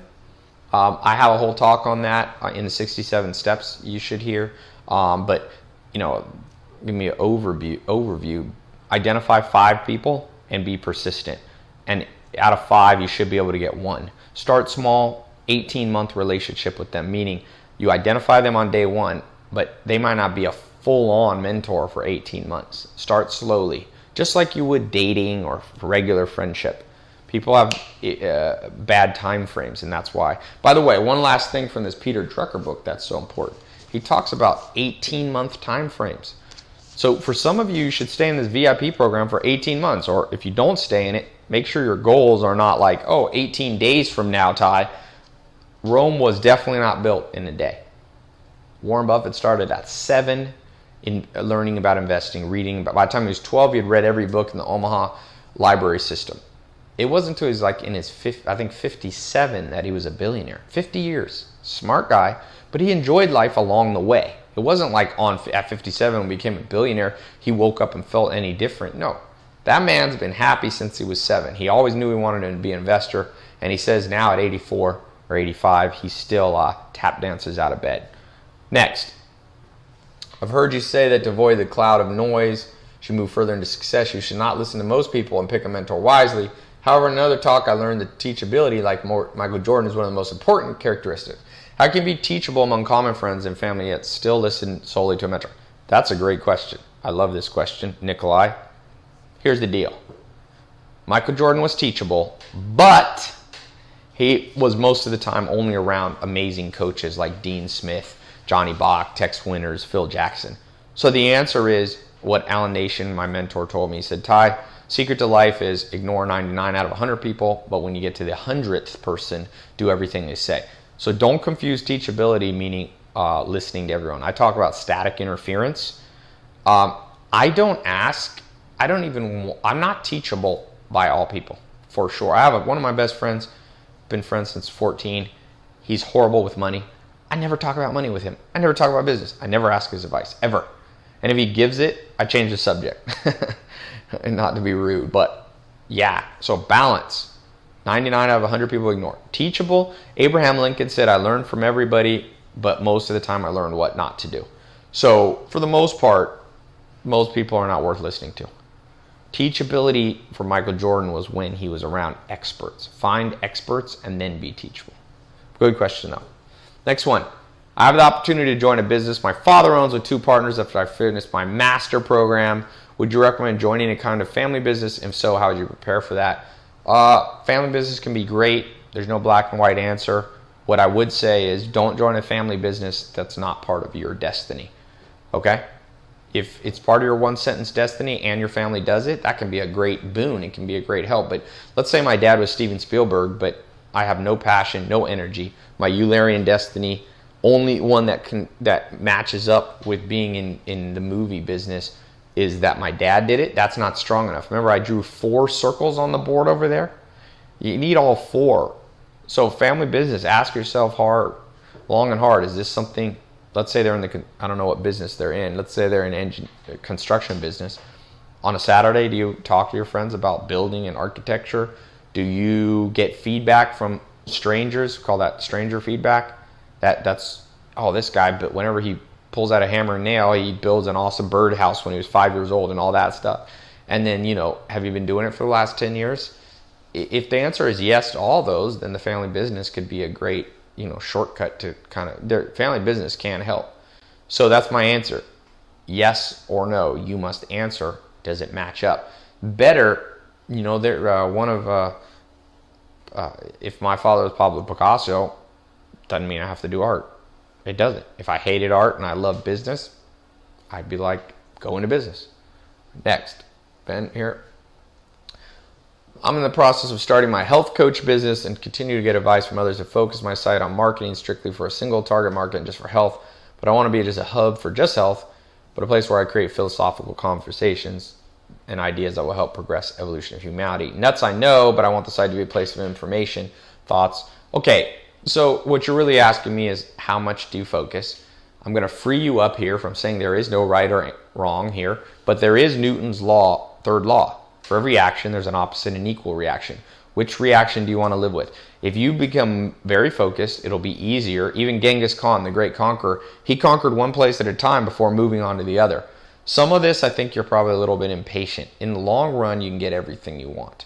There's this If you look at Bill Gates, for example, he focused on software and computers, but now he's going to die one of the people who's changed the world for the better more than anybody who spent their whole life trying to be in, humanitarian stuff. So my point being, it's okay to focus, create mind share, meaning people listen to you, and then expand. There's a guy, Elliot Hulse, in health on YouTube, or Ben Greenfield, or different, these kind of experts, and they eventually, once they got an audience who listens to them, they then expand. I'll tell you this nudist Buddhist story.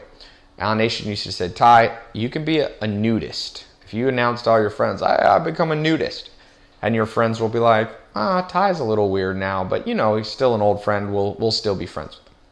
Or I could tell them, you know what, guys, I've just become a Buddhist. My friends were like, oh, okay, Ty's a little weird, but we'll let you slide with that one weird thing. But you can't be a nudist Buddhist. It's too weird, right? You can't ask people to recognize you for too many things too fast. So be careful of nudist Buddhist syndrome. You gain ground at what your particular strength is. Look at yourself. If you were in great shape, if you're Arnold Schwarzenegger, show how you became so strong and healthy. And then eventually you can be like Arnold, you become the governor of California and you work on reforming all those other things he worked on. See, Arnold Schwarzenegger took ground in various areas and then he expanded. I'd rather see you do that than try to do too many things. It's possible, but it's harder.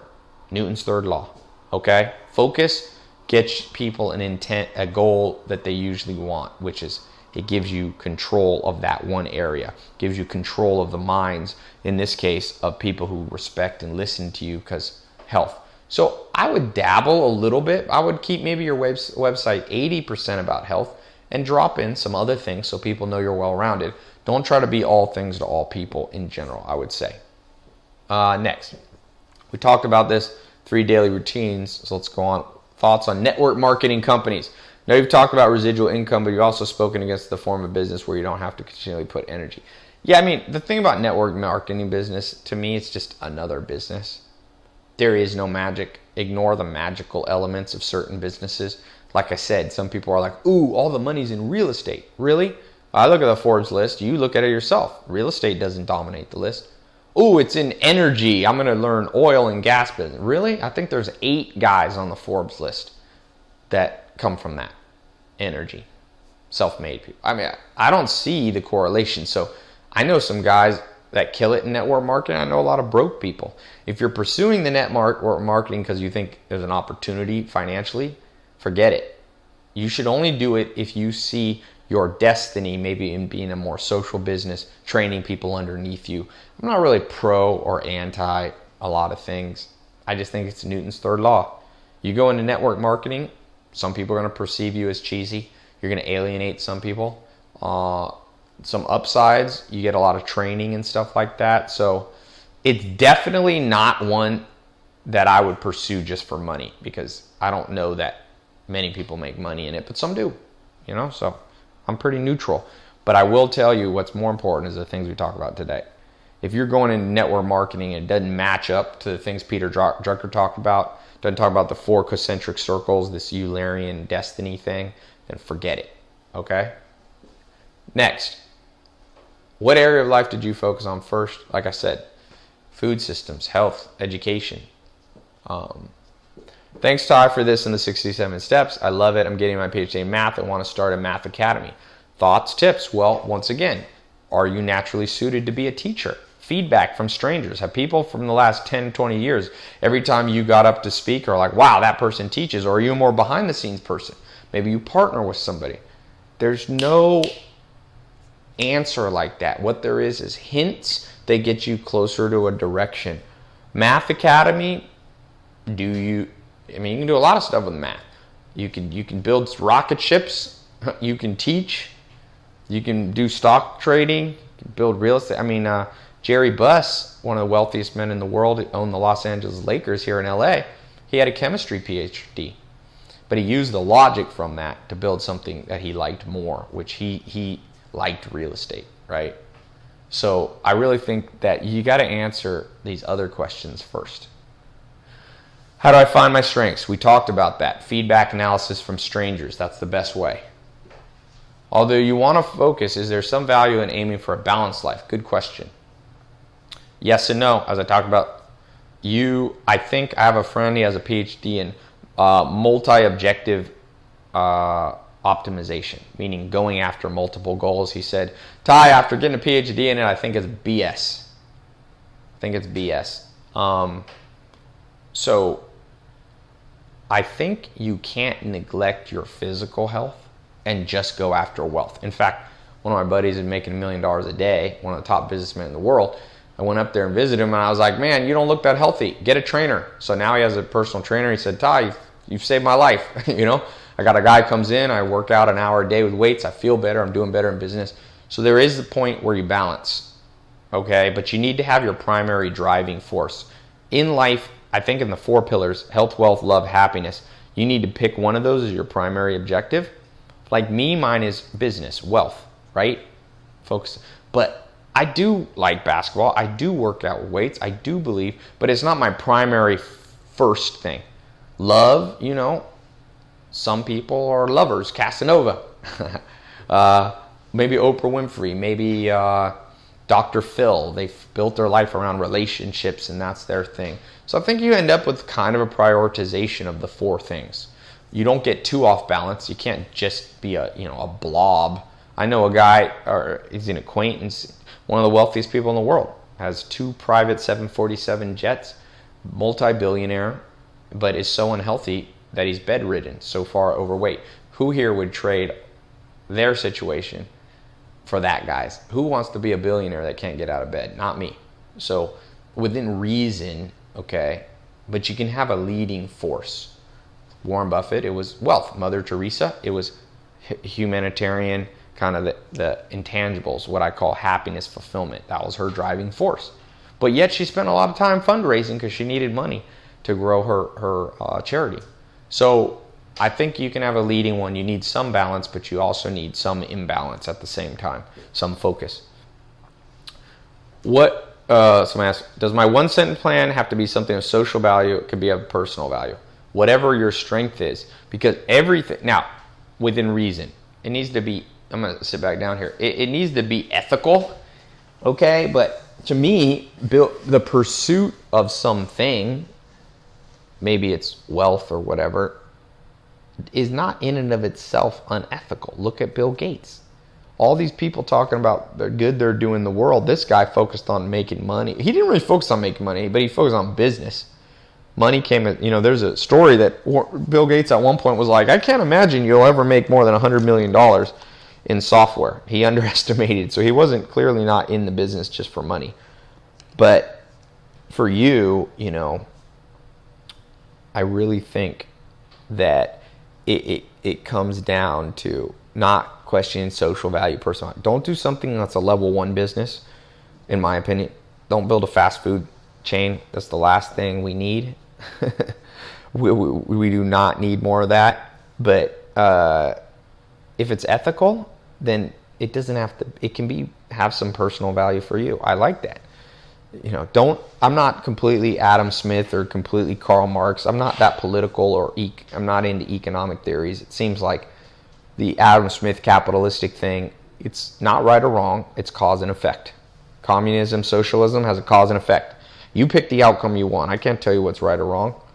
I don't think that way. But I do say, if you want an outcome like many of us want in the Western world, having some selfish goals seems to get people there pretty fast.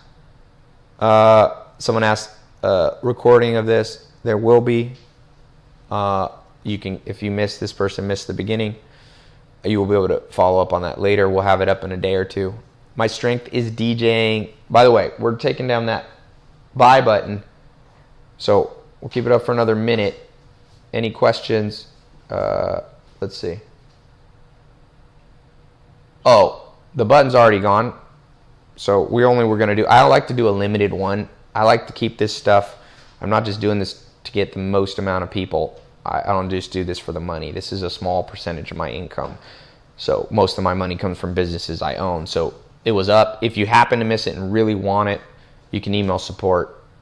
But for those of you, quite a few of you did it. So thanks. I'll see you. Those are those videos. But remember, this VIP one still come to this. My strength is DJing, producing music. I want to entertain people with music. But nowadays, promoters and event organizers don't care about music. They care more about the artist promoting for them by attracting girls. Music and marketing are two different approaches. What do you think I should do? Well, what I think you got to do here in business, who's doing what you want to do well? Go intern for them. Find somebody who's doing what you want to do. Pablo Picasso, it's good artist copy, great artist steal. Go work for the competition. That is one of the greatest things you can do. So if you're in music and you're not, that's a tough one. It's very competitive. Supply and demand, lots of supply, not so much demand. Prince was one of the top musicians, and he's so prolific. Sometimes the studios are like, we can't sell 20 hit songs in a year. Just give us 1 or 2. So music's a tough one. So you got to find people doing it well and model their business. You'll be able to pull it off. Patient, 18-month goal, not 18-day goal. What if I have trouble following through? What if execution is the problem? 2 things. 1, it could be bad habits. You change bad habits best by changing who you hang out with. Go work for somebody who's a hard worker, who doesn't procrastinate. Find mentors around that area. This VIP program, some of this can rub off on you the way that I'm talking even. Read biographies about people who did stuff. Courage, procrastination, or the breaking of the habit of procrastination will rub off on you. But also ask yourself, maybe your mind is not playing tricks on you. Maybe the reason you procrastinate is you're doing the wrong thing and your mind's like, no, this is wrong. Oftentimes, about 50% of the time, that's the reason. If you take a kid who is lazy but loves video games, that kid will never procrastinate about video games. He's not lazy about that. Everybody won't. There's something out there that not everyone will procrastinate about. I don't know, if you said there's $1 million in a treasure chest in the backyard, I bet you every person in the world would take a shovel and go shovel for an hour. Nobody would procrastinate about that, or unless maybe they're on drugs or something. So it could be habit, which you change through osmosis, through learning, through rubbing off on you, and it could be an indication you're in the wrong thing. Would you like to tell me some exercises that I can do to improve the ability to explain theories like you? Well, you may have that skill, you may not. Again, what I do is built around my strengths. You can use the great speaker Demosthenes, one of the greatest speakers of all times. He stuttered. He put pebbles in his mouth and would go do speeches down at the beach to teach himself to have control. So practice can help you. I've been talking for many years. I started when I was 16 doing public speaking.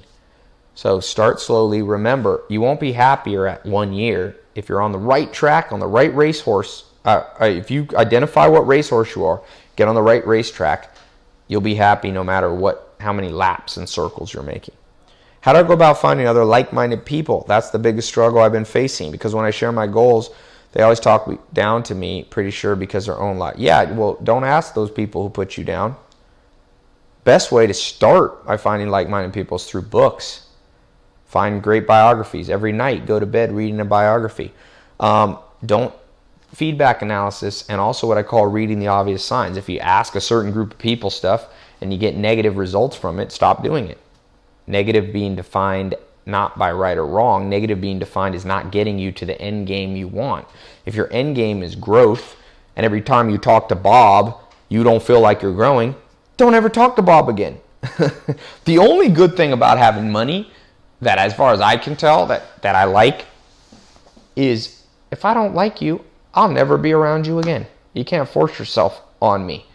So even if you don't have money, start getting in that practice. Who cares? I don't even care if they're family. Family's good, and you should be more loyal to family than other people. But the flip side is family should be more loyal to you, meaning betrayal by a family is 10 times worse than betrayal by an acquaintance. If you have someone in your family dragging you down, never talk to them again, or just see them at Thanksgiving and that's it. You can be cordial and you can be nice, but who cares? Blood family is great. Like I said, hopefully everybody here can pull off great relationships with their family. But if you can't, and every time you talk to family you're torn down, stop. There's no magical rule. Even great spiritual teachers like Jesus Christ, he said, if you love mother and father more than me, you're not worthy of me. Now, I'm not religious, but the way I take that is if you love mother and father more than you love your life's purpose and getting to, truth, then you're not worthy of the truth. Next, can looking for a challenge be the common thread in past experiences in life versus tennis? Yeah, you may be somebody who likes challenges. You like to be a problem solver. Maybe you need to be a consultant. Maybe you need to be a chess player. So yeah, for sure. Look for stranger feedback. What do strangers say about you, though? That's what I really want to know. I noticed one little thing, Ben. Do you see what the question here is formatted as? That doesn't have a question in it. That needs to be fixed. Yes. Saw a little bug on the software. What questions do you have for Ty? Hi, Ty. Do you have a morning ritual? Yeah, I wake up. I like to read over breakfast. I like to shoot a little basketball, go on a little walk, do a little cardio. They say cardio for 30 minutes. I read the top bodybuilder magazines. They say cardio on an empty stomach for 30 minutes is the best thing you can do health-wise, so I like to do that. I like to get a little reading of some old school books. I like to wake up slowly, kind of. I've been experimenting with that. Sometimes I've been waking up, jumping into stuff, but last month I've been experimenting. I'm all about experiments. Experiment. See which one gets you closer to the end game you want. I've been experimenting with like taking 30 minutes, just slowly waking up, brush my teeth slowly, just kind of think and doing nothing. That's my current experiment. Experiment till you find the thing that matches you as a racehorse. Just graduated with my pharmaceutical degree and have realized that my real interest is in high-level nutrition, fitness, and mindset. Basically optimizing all the things that prevent needing drugs. I feel stuck with my degree now. You're not stuck. You're not strung at all. You have a baseline understanding of biology. Remember, one of the circles of life is what you've been doing for the last years. You've got some, now just tweak it. It's all about experimenting. Boom, like Edison said, it takes me 1,000 experiments to get one patent. So you're just moving through time, experimenting. Figure out the end game. If you want health and fitness, you can definitely use that degree towards that. That seems easy. I'm 20 years old and want to be an actor. I've acted, written, and directed my own films and gotten into NYU program as well as Yale's. The problem is I can't afford to go to either school at the moment. Should I bother with a college degree? Do you suggest the yellow belt and blue belt? Yeah, the blue belt and yellow belt, definitely recommend. I recommend that for everybody. It seems expensive if you're completely broke, $497 or whatever we're offering, but man, it's 20 years of experience. Remember Richard Dawkins' Selfish Gene, the ability to simulate the future without having to do it yourself is going to remove trial and error, which is the most costly. It takes time, energy, and potential fatality, or risking fatality to try by trial and error. So learning from things, I always recommend. Should you bother with a degree? I mean, if you can't go to school, you can't afford it, you can either try what Jeff Bezos talks about in the Everything Store. You can try to innovate your way out of it, try to find a way to afford it, which I can't tell you how to do that, but you'd be surprised how creative humans are. We're pretty dang creative people. Degree, cause and effect to me. No right or wrong about college degrees. If you spend 4 years in college, you get a certain effect. If you don't go there, you could be doing something else. So Joel Salatin used to say, well, some people don't go to college and then spend 4 years working at McDonald's just drinking their life away. Then you would have been better off at college. But some people go to college mindlessly, don't even know what they're doing, waste those 4 years that they could have been starting a business. There's no right answer, but if you go to college, make sure you're going for the right thing. Make sure it's the right use of time. Maybe you don't have to go to NYU or Yale. Maybe start with just a simple acting class that's cheaper, and then work your way up. Here's another one. Hey, Ty, how does one get seemingly unattainable mentors versus via online mediums? How do I stand out in my messaging? What would garner your attention?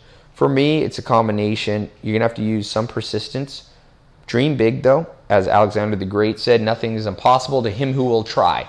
You just might not get the first person. Let's say you want to be an actor, so you reach out to 10 actors. Odds are you'd be happy to get one. So if you set the funnel goal large, my friend Frank here that's helping me with video, he heard this talk and reached out and spent time with Elon Musk in his office. Creativity gets you there. Elon Musk, $7 billion net worth. Tesla, SpaceX, solar company. You'd be surprised who you can get. All right, so think big, but also realistic. Set an 18-month goal. Say in 18 months, I'm going to find mentors. Broad spectrum, identify 10 of them, reach out to all 10 of them, slowly, persistently. In the same way, if you were dating, how would you get a girlfriend or a boyfriend? You wouldn't start stalking them, hopefully. You wouldn't just show up on their door. The best way is ease your way in there. Maybe meet them at a conference, say hello. 6 months later, be at another conference. I was at your last conference.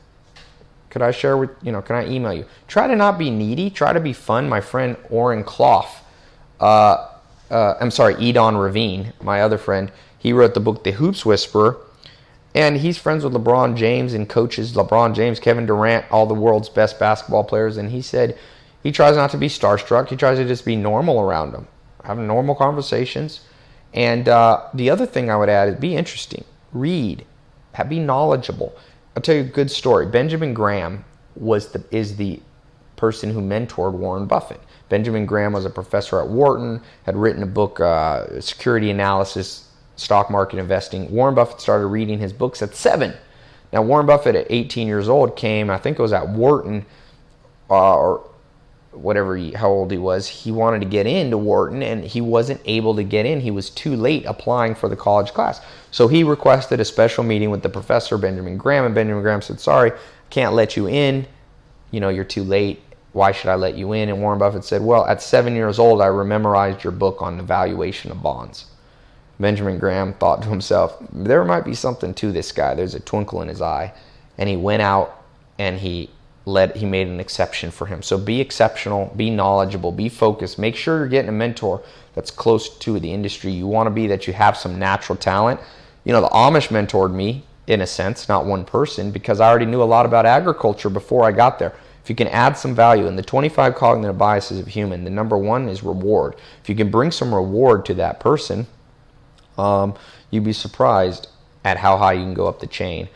I tell this story of Dick Marconi, the co-founder of the billion-dollar company Herbalife, multi-level marketing, one of you are asking. I went to a little talk he did, a little talk at his Ferrari museum, cool thing in Orange County. I came home, as I always do. I had my secretary send him a gift. I always do that without thinking. Gave him his card. I didn't even know what book she had sent him. I was down at Sky Bar on Sunset Boulevard eating lunch one day, and that was funny. U2, Bono, and the drummer were sitting next to me at lunch. It was a pretty cool day. And then my phone rang on a blocked number. I picked it up, and I usually don't pick up, but I felt like I should that day, just coincidentally. And the guy on the call goes, "Is this Ty?" And I'm like, "Yeah." And I said, "Who is this?" He said, "Dick Marconi from Herbalife. Did you send me that Ferrari coffee table book?" Now, I didn't even know I had sent him a Ferrari coffee table book. My secretary did it, but I wanted to claim, I did a white lie. I was like, yeah, I knew that. That was me. And he's like, "It's the best book I've ever got." It was an expensive book, I found out, $60 book. He's like, "I bought 20 of them. I gave them to my kids and my friends and all my Ferrari owner friends." And he said, "Me and you have to hang out. Come down to San Diego for lunch." This guy owns like 5% of San Diego County. Not literally, but he owns a huge ranch. He said, "I got giraffes I just bought and my own private zoo, and I just bought a Michelangelo."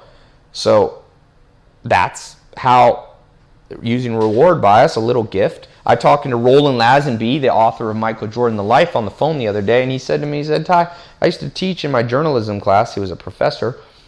One of the best ways to get mentors, get a blog, request an interview with them, interview them on the phone, then follow up, because everybody likes media exposure, right? Even if you don't have to lie, just say I have a blog. You don't have to say millions of people see the blog.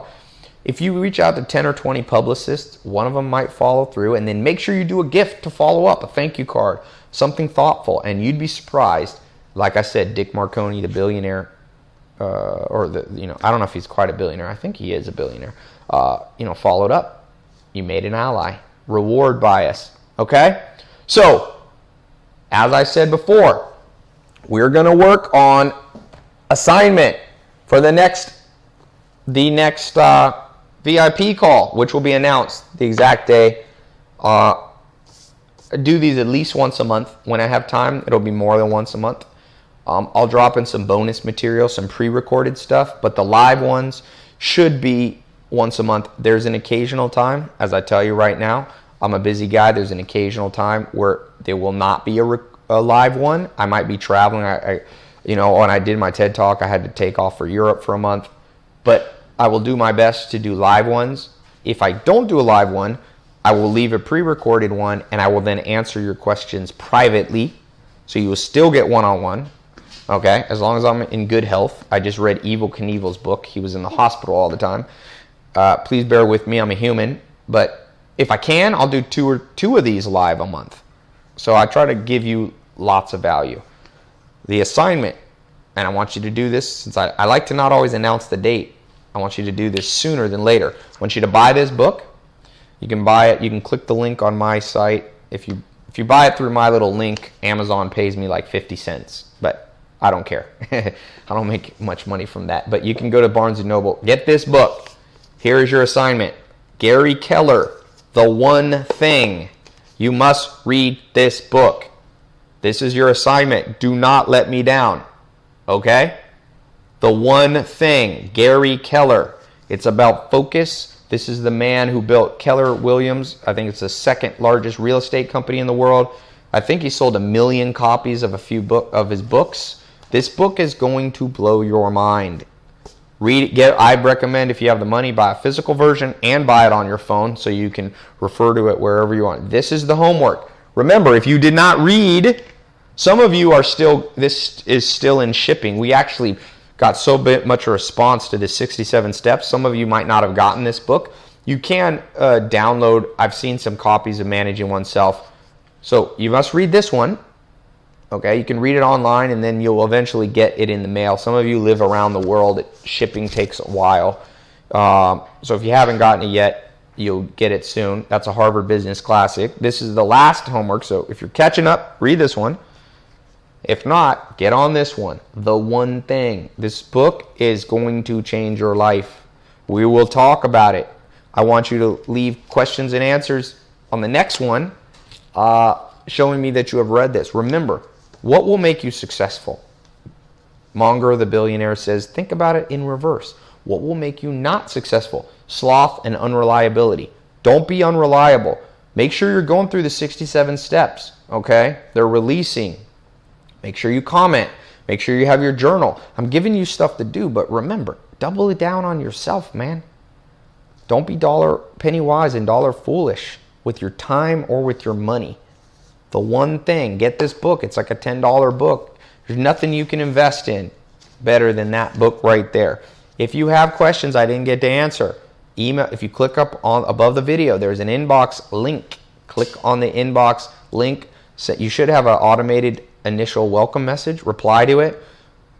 I answer people in the VIP program and the premium programs, the yellow belt, the blue belt. If you're in the inner circle, I answer you guys first. I get thousands of other emails, but I ignore them until I answer you guys first. I appreciate you committing to this.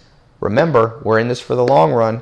Set a 67-day goal and then an 18-month goal. If you set the right time frame, we didn't get to that in the book, but I didn't get to everything in this book. You read it on your own. It's only 55 short pages. This is the equivalent of like 20 regular pages. He talks about the 18-month time frame. Okay? So, thanks so much. Homework is, you think long and hard while you're reading this book on what kind of racehorse you are, the way you learn, whether you're better in a small group, a large group, whether you're better in competition, whether you're better a business partner or not with a business partner, what your feedback from strangers has been, what you've been doing the last 10 years, how you can integrate these all into one thing.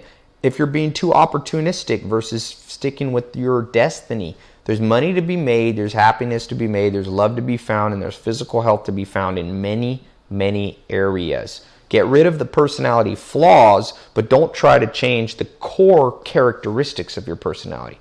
Focus on being reliable. Stick with this stuff. Thanks so much. I will see you guys soon. And for those of you who got the package, yellow or blue belt, if you happen to miss it, press the support button. If the button's not showing, you can talk to my team. We might be sold out, but when I say we get sold out, we really do. I'm not a BSer.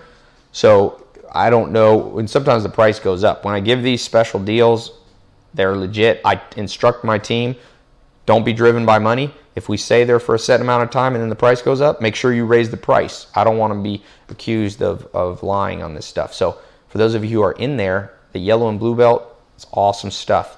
Specifics on growing a business. So anyway, thanks so much. VIP program. See you on the next one.